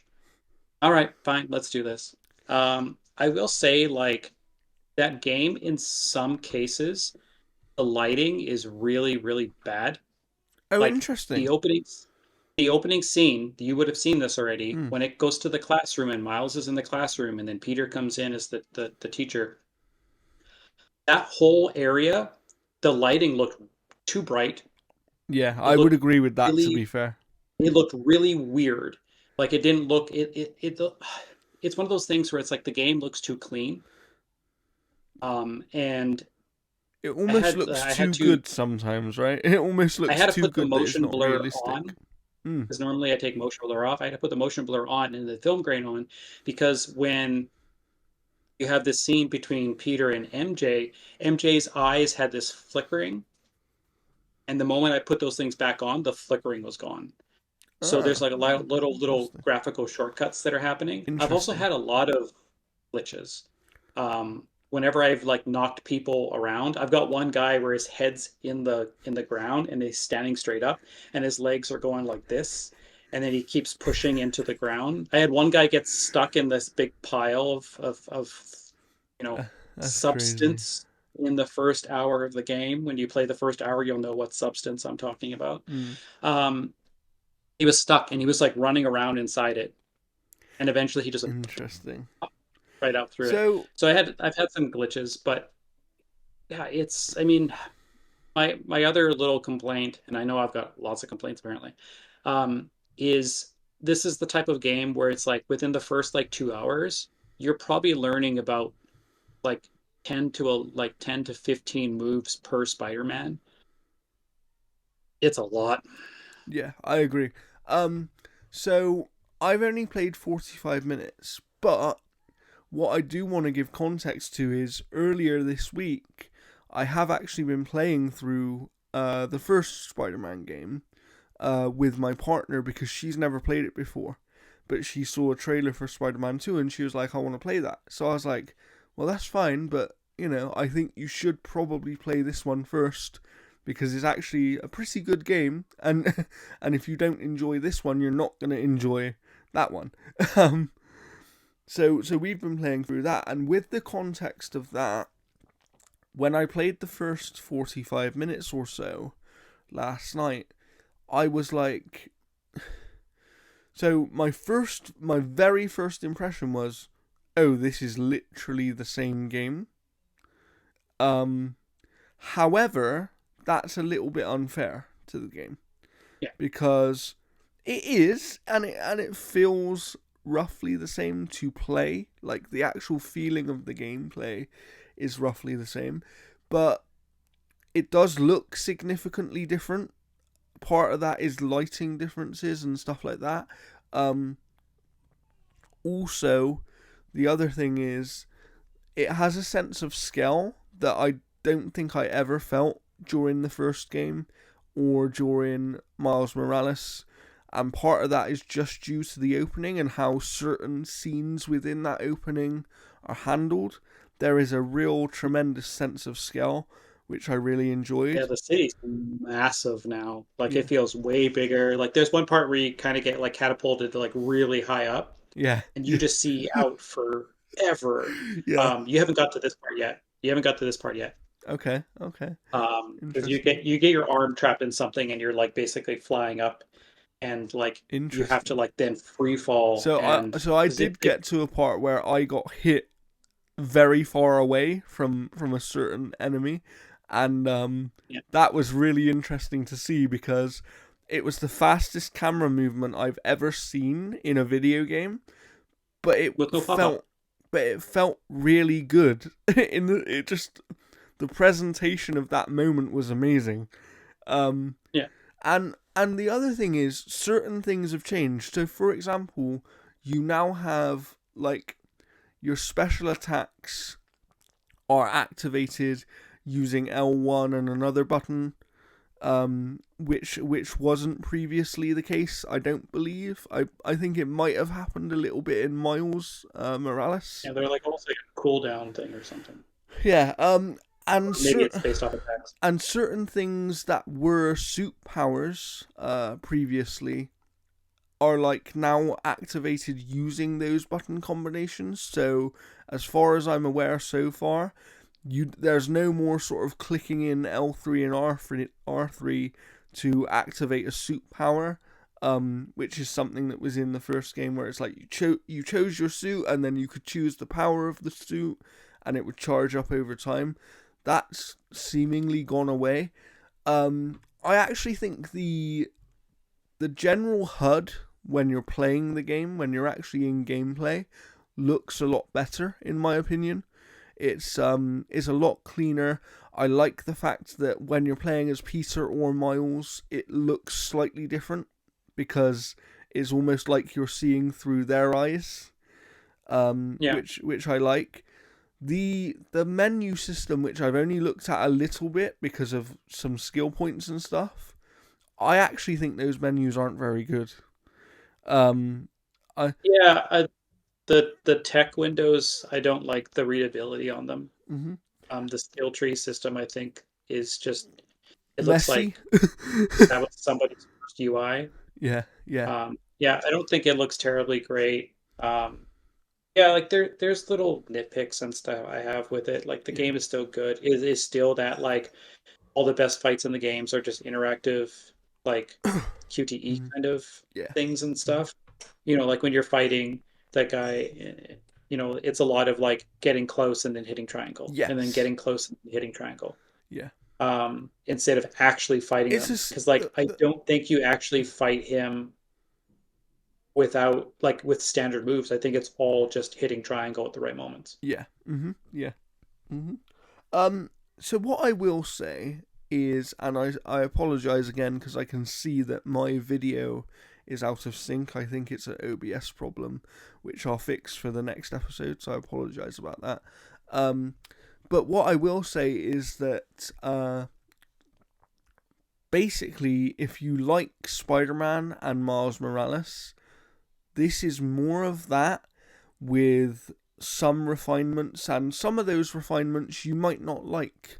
I'm not sure that I like the pressing L1 and a face button to do different attacks yet, because it's like there's 4 different attacks you can do eventually, and it's just like and like Jeff said, because you're learning these moves for 2 different Spider-Men, it is a lot, and I do think that even early on those things could have been handled in a bit of a better way.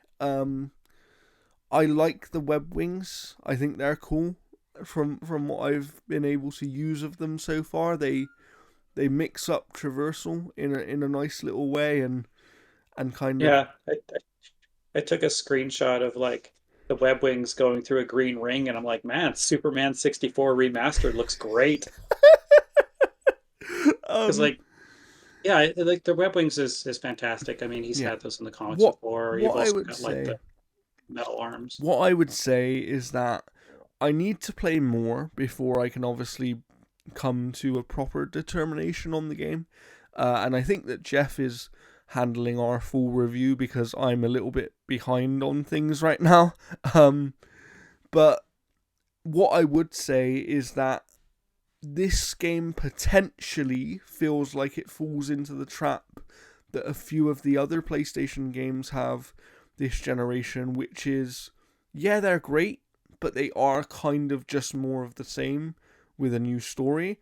I think that what will save this game from that, even if it is that a good Spider-Man story is something special, and that doesn't happen for Horizon Forbidden West or God of War Ragnarok, right? That's not like it doesn't have that same thing in the sense of God of War Ragnarok is a really good story. If you've played that game, I love that story in that game. But it still feels like, oh, I'm just playing a better version of God of War 2018 and continuing that story. Um, Hmm. they haven't PlayStation so far this generation in terms of their big franchises don't seem to have gone for any risk taking, and that's fine. But I think, and I've mentioned it before, I think that for these franchises going forward, that could lead to some big issues in the sense of even an hour into this Spider-Man 2 game, right? In my head I'm kind of like, yeah, I hope that if this is what these games are, I hope that this is the last one. That's kind of where like, because I don't want them to just be this Ubisoft open world that sort of feels the same every time I play it and doesn't do anything new outside of story, right? And I'm Yeah, and someone that loves story. there's a few moments as well that you'll experience in the next couple hours that feel just kind of like when you play the first Spider-Man game, and there's that scene where you're playing as MJ Yeah. and you're stealthing around and stuff, and it's a completely different pacing and all that kind of stuff. There's moments like this and like that in Spider-Man 2 where not playing as MJ or anything, I have no idea if you do. But where they just slow it down and they have these moments where Peter's interacting with other characters and like walking around this facility for like 10-15 minutes that just feels like this just could have been a cutscene. Yeah. And like the first one had like the little hacking game or whatever, and I think I'm gonna go into the setting and turn off mini games Yeah. because the mini game that they have in this one is so fucking boring. I would like to ask Jeff something that is a very well, potentially major spoiler, but early spoiler in the game. So if you don't want to see it, skip ahead like a minute and you'll be fine. Jeff, when you see that scene between Norman Osborn and Harry, is Norman Venom? I have no idea. I mean, it would be Because they it presented would it be that way, kind of right? well, I mean, a red herring is a red herring, right? Yeah. Um, if he was Venom, then they gave away the identity of Venom within the first like, you know, Yeah. couple minutes of the game. Which is And to crazy. me, that doesn't make any sense. I'm But interested it to would be see what nice for them to happens. do something with Norman Yeah. because, like, I don't know if we're going to get Green Goblin. Like, I don't know if Spider-Man 2 ends with Yeah, that would the be Venom thing interesting being to see. solved and then turns into Green Goblin. I have That no would be idea. interesting to see. Spoilers over now. Spoilers over. There you go. You can see. Um, and yeah, we're And good. he killed the Penguin. But yeah, so we're both very early. And that scene that we just spoke about, if you did hear it, it's literally within like the first 25 It's the minutes. title screen. Like, it's literally once you hit X on the title Oh screen, yes, it is, isn't it? Yeah, it's it's literally. literally it's literally right there. It's the first thing they open with. which Um, which is crazy. So really, if you've seen the title screen floating around on Twitter or something like that, which you probably have by this point, you might know, or you might have your assumption about what we just talked about. But yeah, I am excited to play more of it because this is the thing. Is like one thing I will say is that PlayStation does these cinematic story games so well that it doesn't actually matter too much for me that the games aren't that different. And I think that it. yeah, I mean, Go on. they're sticking to genres that they're strong at again without taking really any risks because again, like God of War Ragnarok played like God of War 2018, Spider-Man 2 plays like Marvel Spider-Man. Like those games are kind of the same general experience. Like even Days Gone in a lot of ways played like Last of Us. Yeah. Like Although Days Gone to me was the game that felt most different from the other it games. was. Like. But I mean, when you break down the core components of how its gameplay Mhm. works, not so much the exploration and the big open maps and stuff, but how its core gameplay actually Mhm. worked, it was literally kind of just Last of Us Yeah, yeah, yeah. in I know what regard you to mean. that I kind of know stuff. what you mean.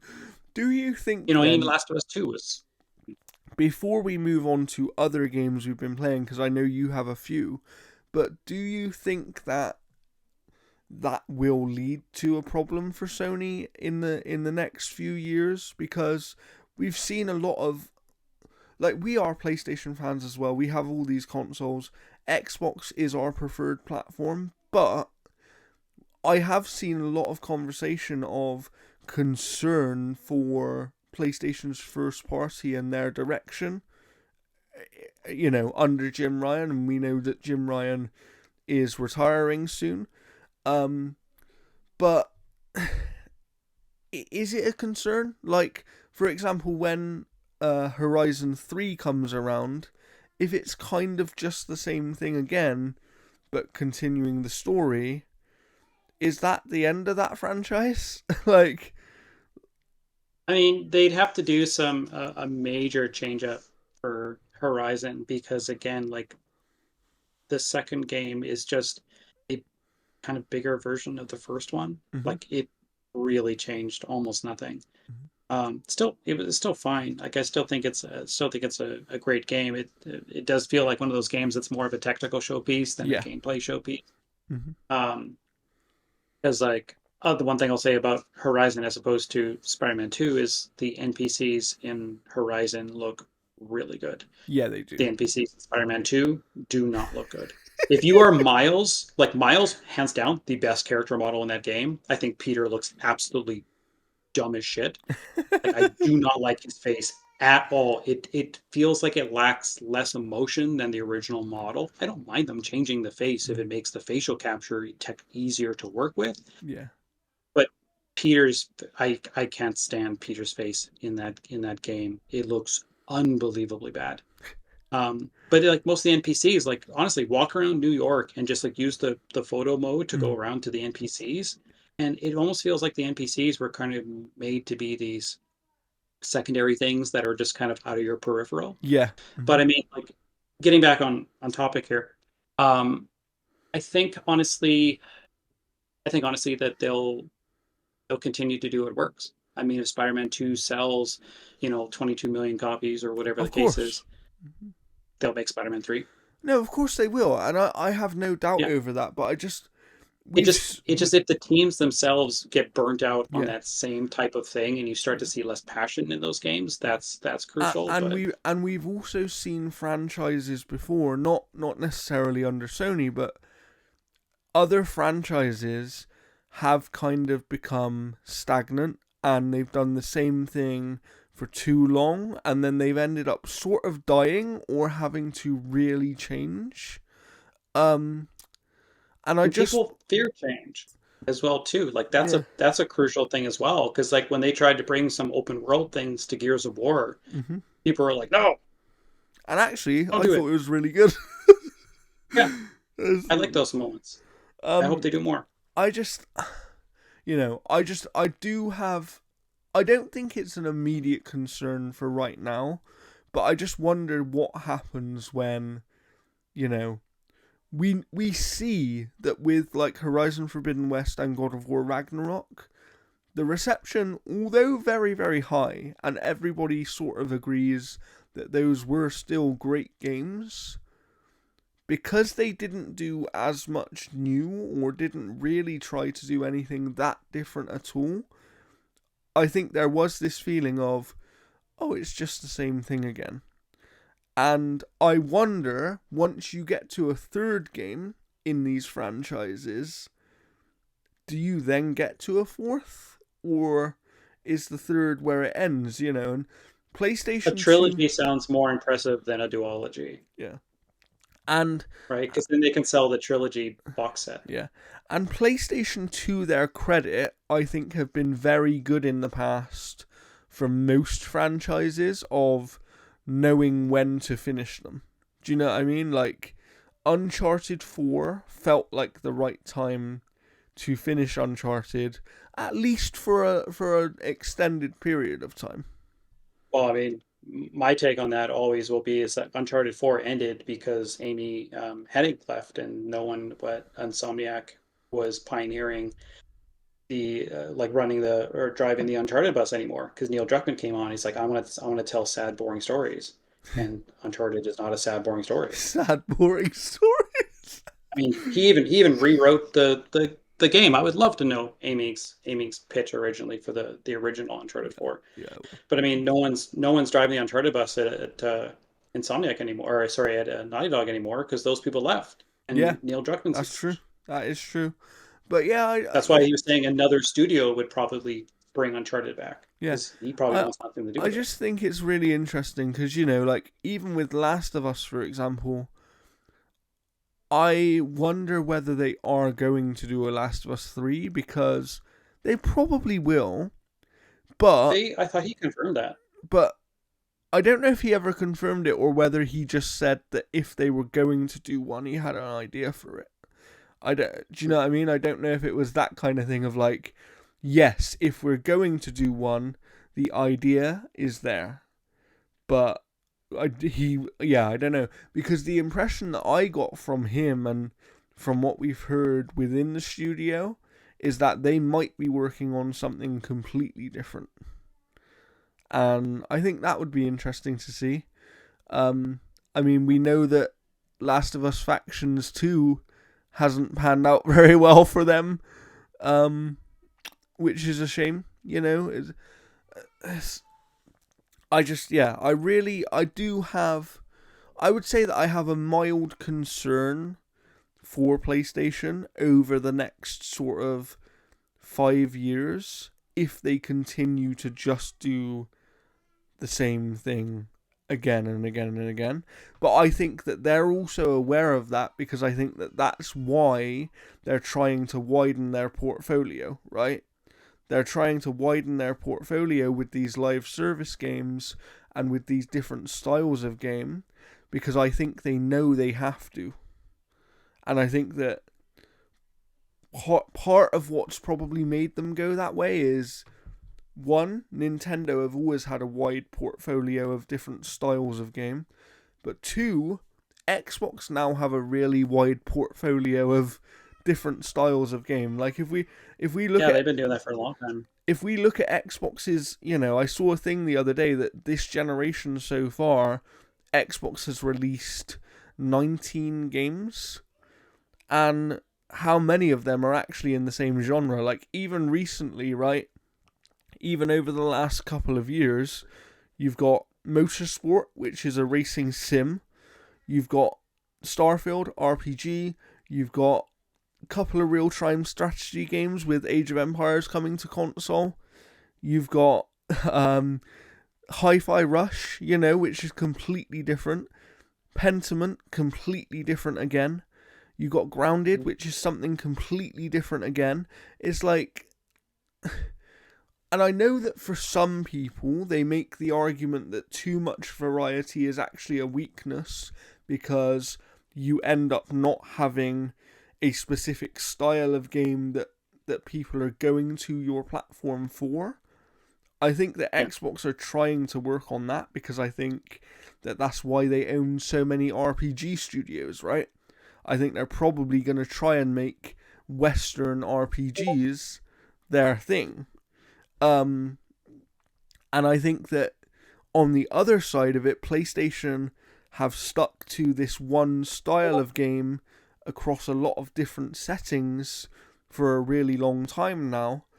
And I think that they started to realize a few years ago, oh, we need to get some more variety, because we're actually going to lose players to these other companies that are offering more interesting things in some ways. Um, like, one game that I love from the Xbox One generation is Ori, right? And do PlayStation have anything that competes with Ori in terms of style of game? I don't believe so. It's like, and yeah, you could argue, okay, some of these games are smaller, but it doesn't really matter, because a game is a game.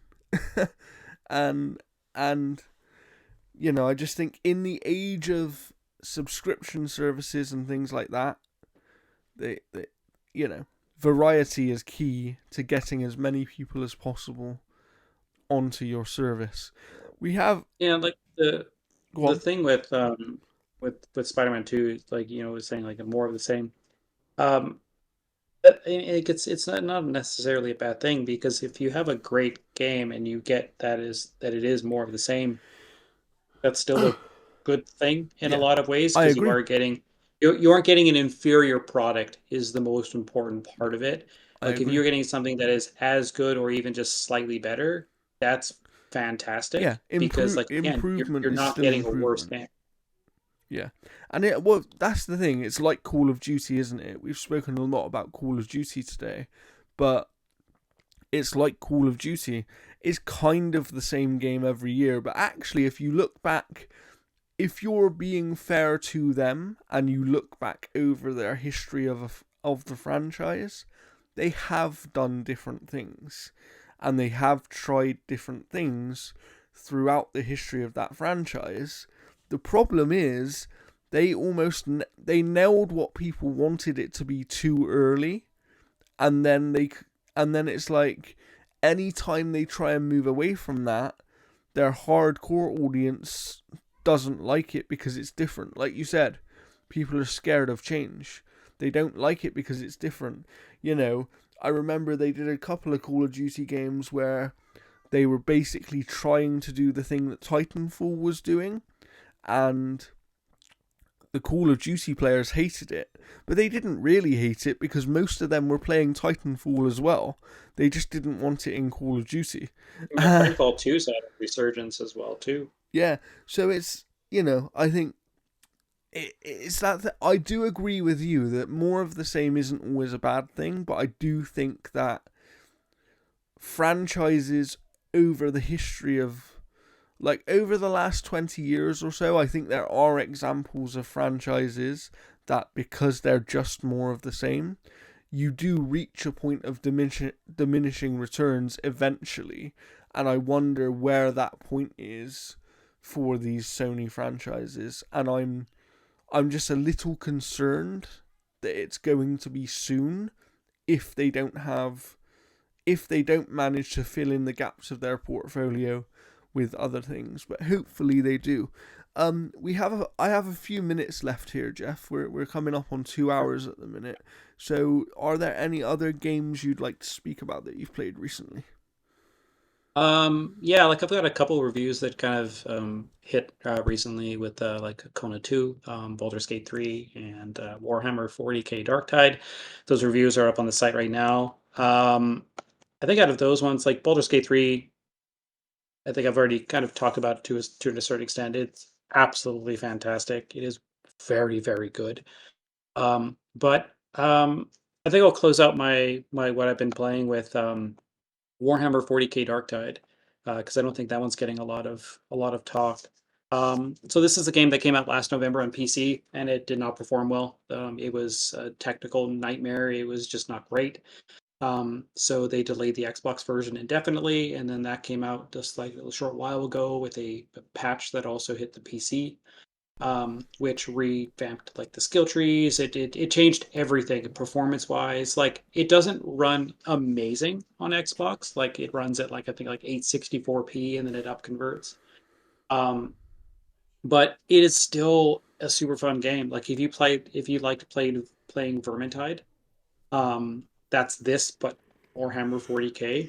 So like it's not Space Marines because um, Space Marines 2 is going to handle the Space Marine part of it. Yes. So this is like you're playing as like rejects who you kind of join the like Inquisition. Like you're there's like a prison break on Altama. I can't remember the planet. And you end up sort of rescuing one of the people in charge. And then they're like, hey, if you actually want to fight for the Emperor, I can put you on this team. And then you play with three other players who then go on these like random missions because there's the story progress is tied to your trust level. So every single time you get to a certain trust, because like you'll come back from a mission, you'll have a cutscene, then it'll say like, oh, get trust 14, and you're at 12. So then you'll have to go and do missions to get to level 14, and then another cutscene will play.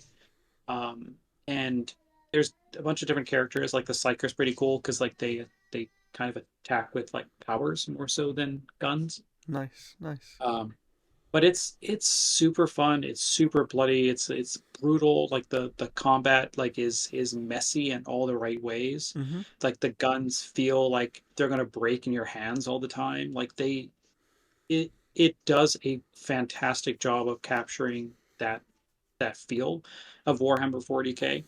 And so like yeah, if you've got Game Pass, check this game out. It is unbelievably fun. I've got issues with it for sure. I don't think the story is that interesting. I think the hub world could have like labels or descriptors or some type of map or something because of like, the amount of times that I'm like, okay, where was the shop again? Because you don't see the icons until you get close to Yeah. them. So Mhm. then you constantly be going to all these different hallways. Yeah. And one thing that they don't tell you is the easiest difficulty does not unlock the currency you need to upgrade your weapons from blue to purple. So I'm doing all these missions and stuff like that because I'm just getting used to it. And then realizing I'm not earning all the currencies, and then I play on like normal, there's really no difference in difficulty between easy and normal. It's rather weird. That is weird. So now I've just completely defaulted to normal and played because I think I played like the first like 2 hours or something just on easy, just getting used to everything, and because you never know where players are going to play in the game, and whether you're going to be like, kind of on your own, and then all of a sudden have these like swamps of Yes, enemies. true. But no, playing on normal, I'm going to try hard and see how that goes, just to get more currencies and stuff, and more rewards, because like normal is, yeah, no different than easy at all, and you get that currency Nice, nice. to make your stuff better. But the costs of the outfits is an issue, Oh, okay. because you're earning, say you're earning like 5,000 credits for completing a mission, and the most expensive costume to buy in the game is 1,000,000 credits. That's like 200 matches just to That's unlock that's crazy. that Yeah, one, that is crazy. and that's if you're not spending money on anything else. That's nuts. So yeah, the costume stuff is expensive, but I mean you can unlock a lot of the costumes that you want just by hitting certain trust levels. Um, but no, like it's still, it is, if you were looking for a game that's just super freaking fun, like Dark Tide is Nice, definitely nice. that. It's really solid. But Well, yeah, you other than that, could I'm say, playing a couple Jeff, you games that I could can't talk about. say that that is your Game Pass pick of the week to recommend to people. Um, Yeah, it's really good. I have one. I have a Game Pass pick of the week. I've only played a small bit of it, but I get the impression that it's going to be a game I love, and that is Cocoon, I um, haven't tried that yet. which is I've kind of swapped a in games. puzzly game, sort of. I don't want to spoil it, but basically, it's made by one of the leads on it worked on games like Limbo and Inside. Um, Yeah. so if you liked those games, I really recommend it. And as I play more of Cocoon, I can understand why people are saying that Cocoon is like a shoe in for Indie of the Year kind of thing. It's a really, it feels like a special game playing it because it's just so unique, and it has some puzzle stuff, and it seems like it might have some actiony based stuff as well. Um, it's really really interesting. And yeah, I would recommend it, especially I think it's like a 3 GB game, so if you haven't got much storage space but you're looking for something new to play, you can probably fit that on your hard drive, and I mean, you can cloud play it as well. You don't even need to download it. You can that's just hit true. play now, and then it's just right there. You That can is probably true. play it on phone. It probably has touch controls. And I believe it's only. I could be wrong because, like I said, I haven't played much, but I believe it's only a few hours long. Um, so it potentially is the kind of game that you could finish in one evening as well. So I definitely think it's worth checking out if you, like I said, anyone who's played Limbo or Inside and has enjoyed those games, this is worth checking out. It has a slightly different tone and things like that, but definitely of this you can see the inspiration there is what I would say. Um and yeah, with that, I think we've come to the end of the episode. It's a little bit shorter this time. We went long last time, but we're cutting it down. We're gonna try and stick to 2 hours as much as we can. Remember to follow us on Twitter, which, as Jeff said, we still call it Twitter because, you know, why not? Um, our handles are below us right now, and I will link our website, Analog Stick Gaming, in the description. Um, and please go and check us out over there. We have news and reviews, and I will be doing a review. Probably next week. You'll get the review of Forza Motorsport from me because I have to do my Assassin's Creed Mirage review for OuterHaven.net first, which by the time you're seeing this episode, I'm hoping that review will be out, and then straight after that, I'll be working through Motorsport a bit more, and reviewing that for us here on Analog Stick Gaming. So Yeah, stay my tuned to the I think my website. next I think my next review is probably going to be Spider-Man 2, and then I've got two games that are leaving early access that come out early November. That'll be Nice, reviewing as nice. well. And what I will say is, if you're into spooky games, obviously it's October, and Alan Wake 2 is coming up, and I will be reviewing that for us, even if we don't get a code, because I've already bought the game. That's how in on that game I am. Um, I don't need to see anything from it. I just need to play it at this point, and we'll see how that pans out. But yes, it's a busy season for games. Let us know what your favorite games are at the moment in the comments. And also, I want to know, did anybody who's listening pick up Mario yesterday at our time of recording? Because obviously we're talking about Spider-Man, but there was a Mario game that came out as well, and I'd love to hear what people I'm think of that one. tempted to get it. Like I'm really tempted to get it because like I know GameStop's got some like really good trade deals towards Mario Wonder, and I'm like, maybe I might get it today. Nice, nice. Well, let me know if you do, and yeah, we'll be back hopefully next week. Be like as long as I'm well. Jeff's schedule is a little bit weird at the moment, so it might make recording a bit difficult. So next week's episode will probably be later in the week as opposed to earlier. But yeah, we will be back. I don't know what we'll be talking about yet. As Jeff said, Video games. the the plan is kind of talk about news, and then normally we will have a big topic each week as well, which we will talk about alongside the news. Really, Activision Blizzard was that big topic this week, because that was Much just bigger. such monumental news that we couldn't not have that as the main topic. And also, actually, something I want to do is, if you have any topics you'd like us to talk about, let us know, on social media or in the comments on YouTube, because we're open to suggestions. As Jeff said, this is kind of a new thing, and we're figuring out the best way to do it, but we also want that to involve the community, and if for example, if you want us to list our top 10 games of all time, we can do that. We're not opposed to that. So let us know, and we will see you very, very soon. And with that, I will say goodbye.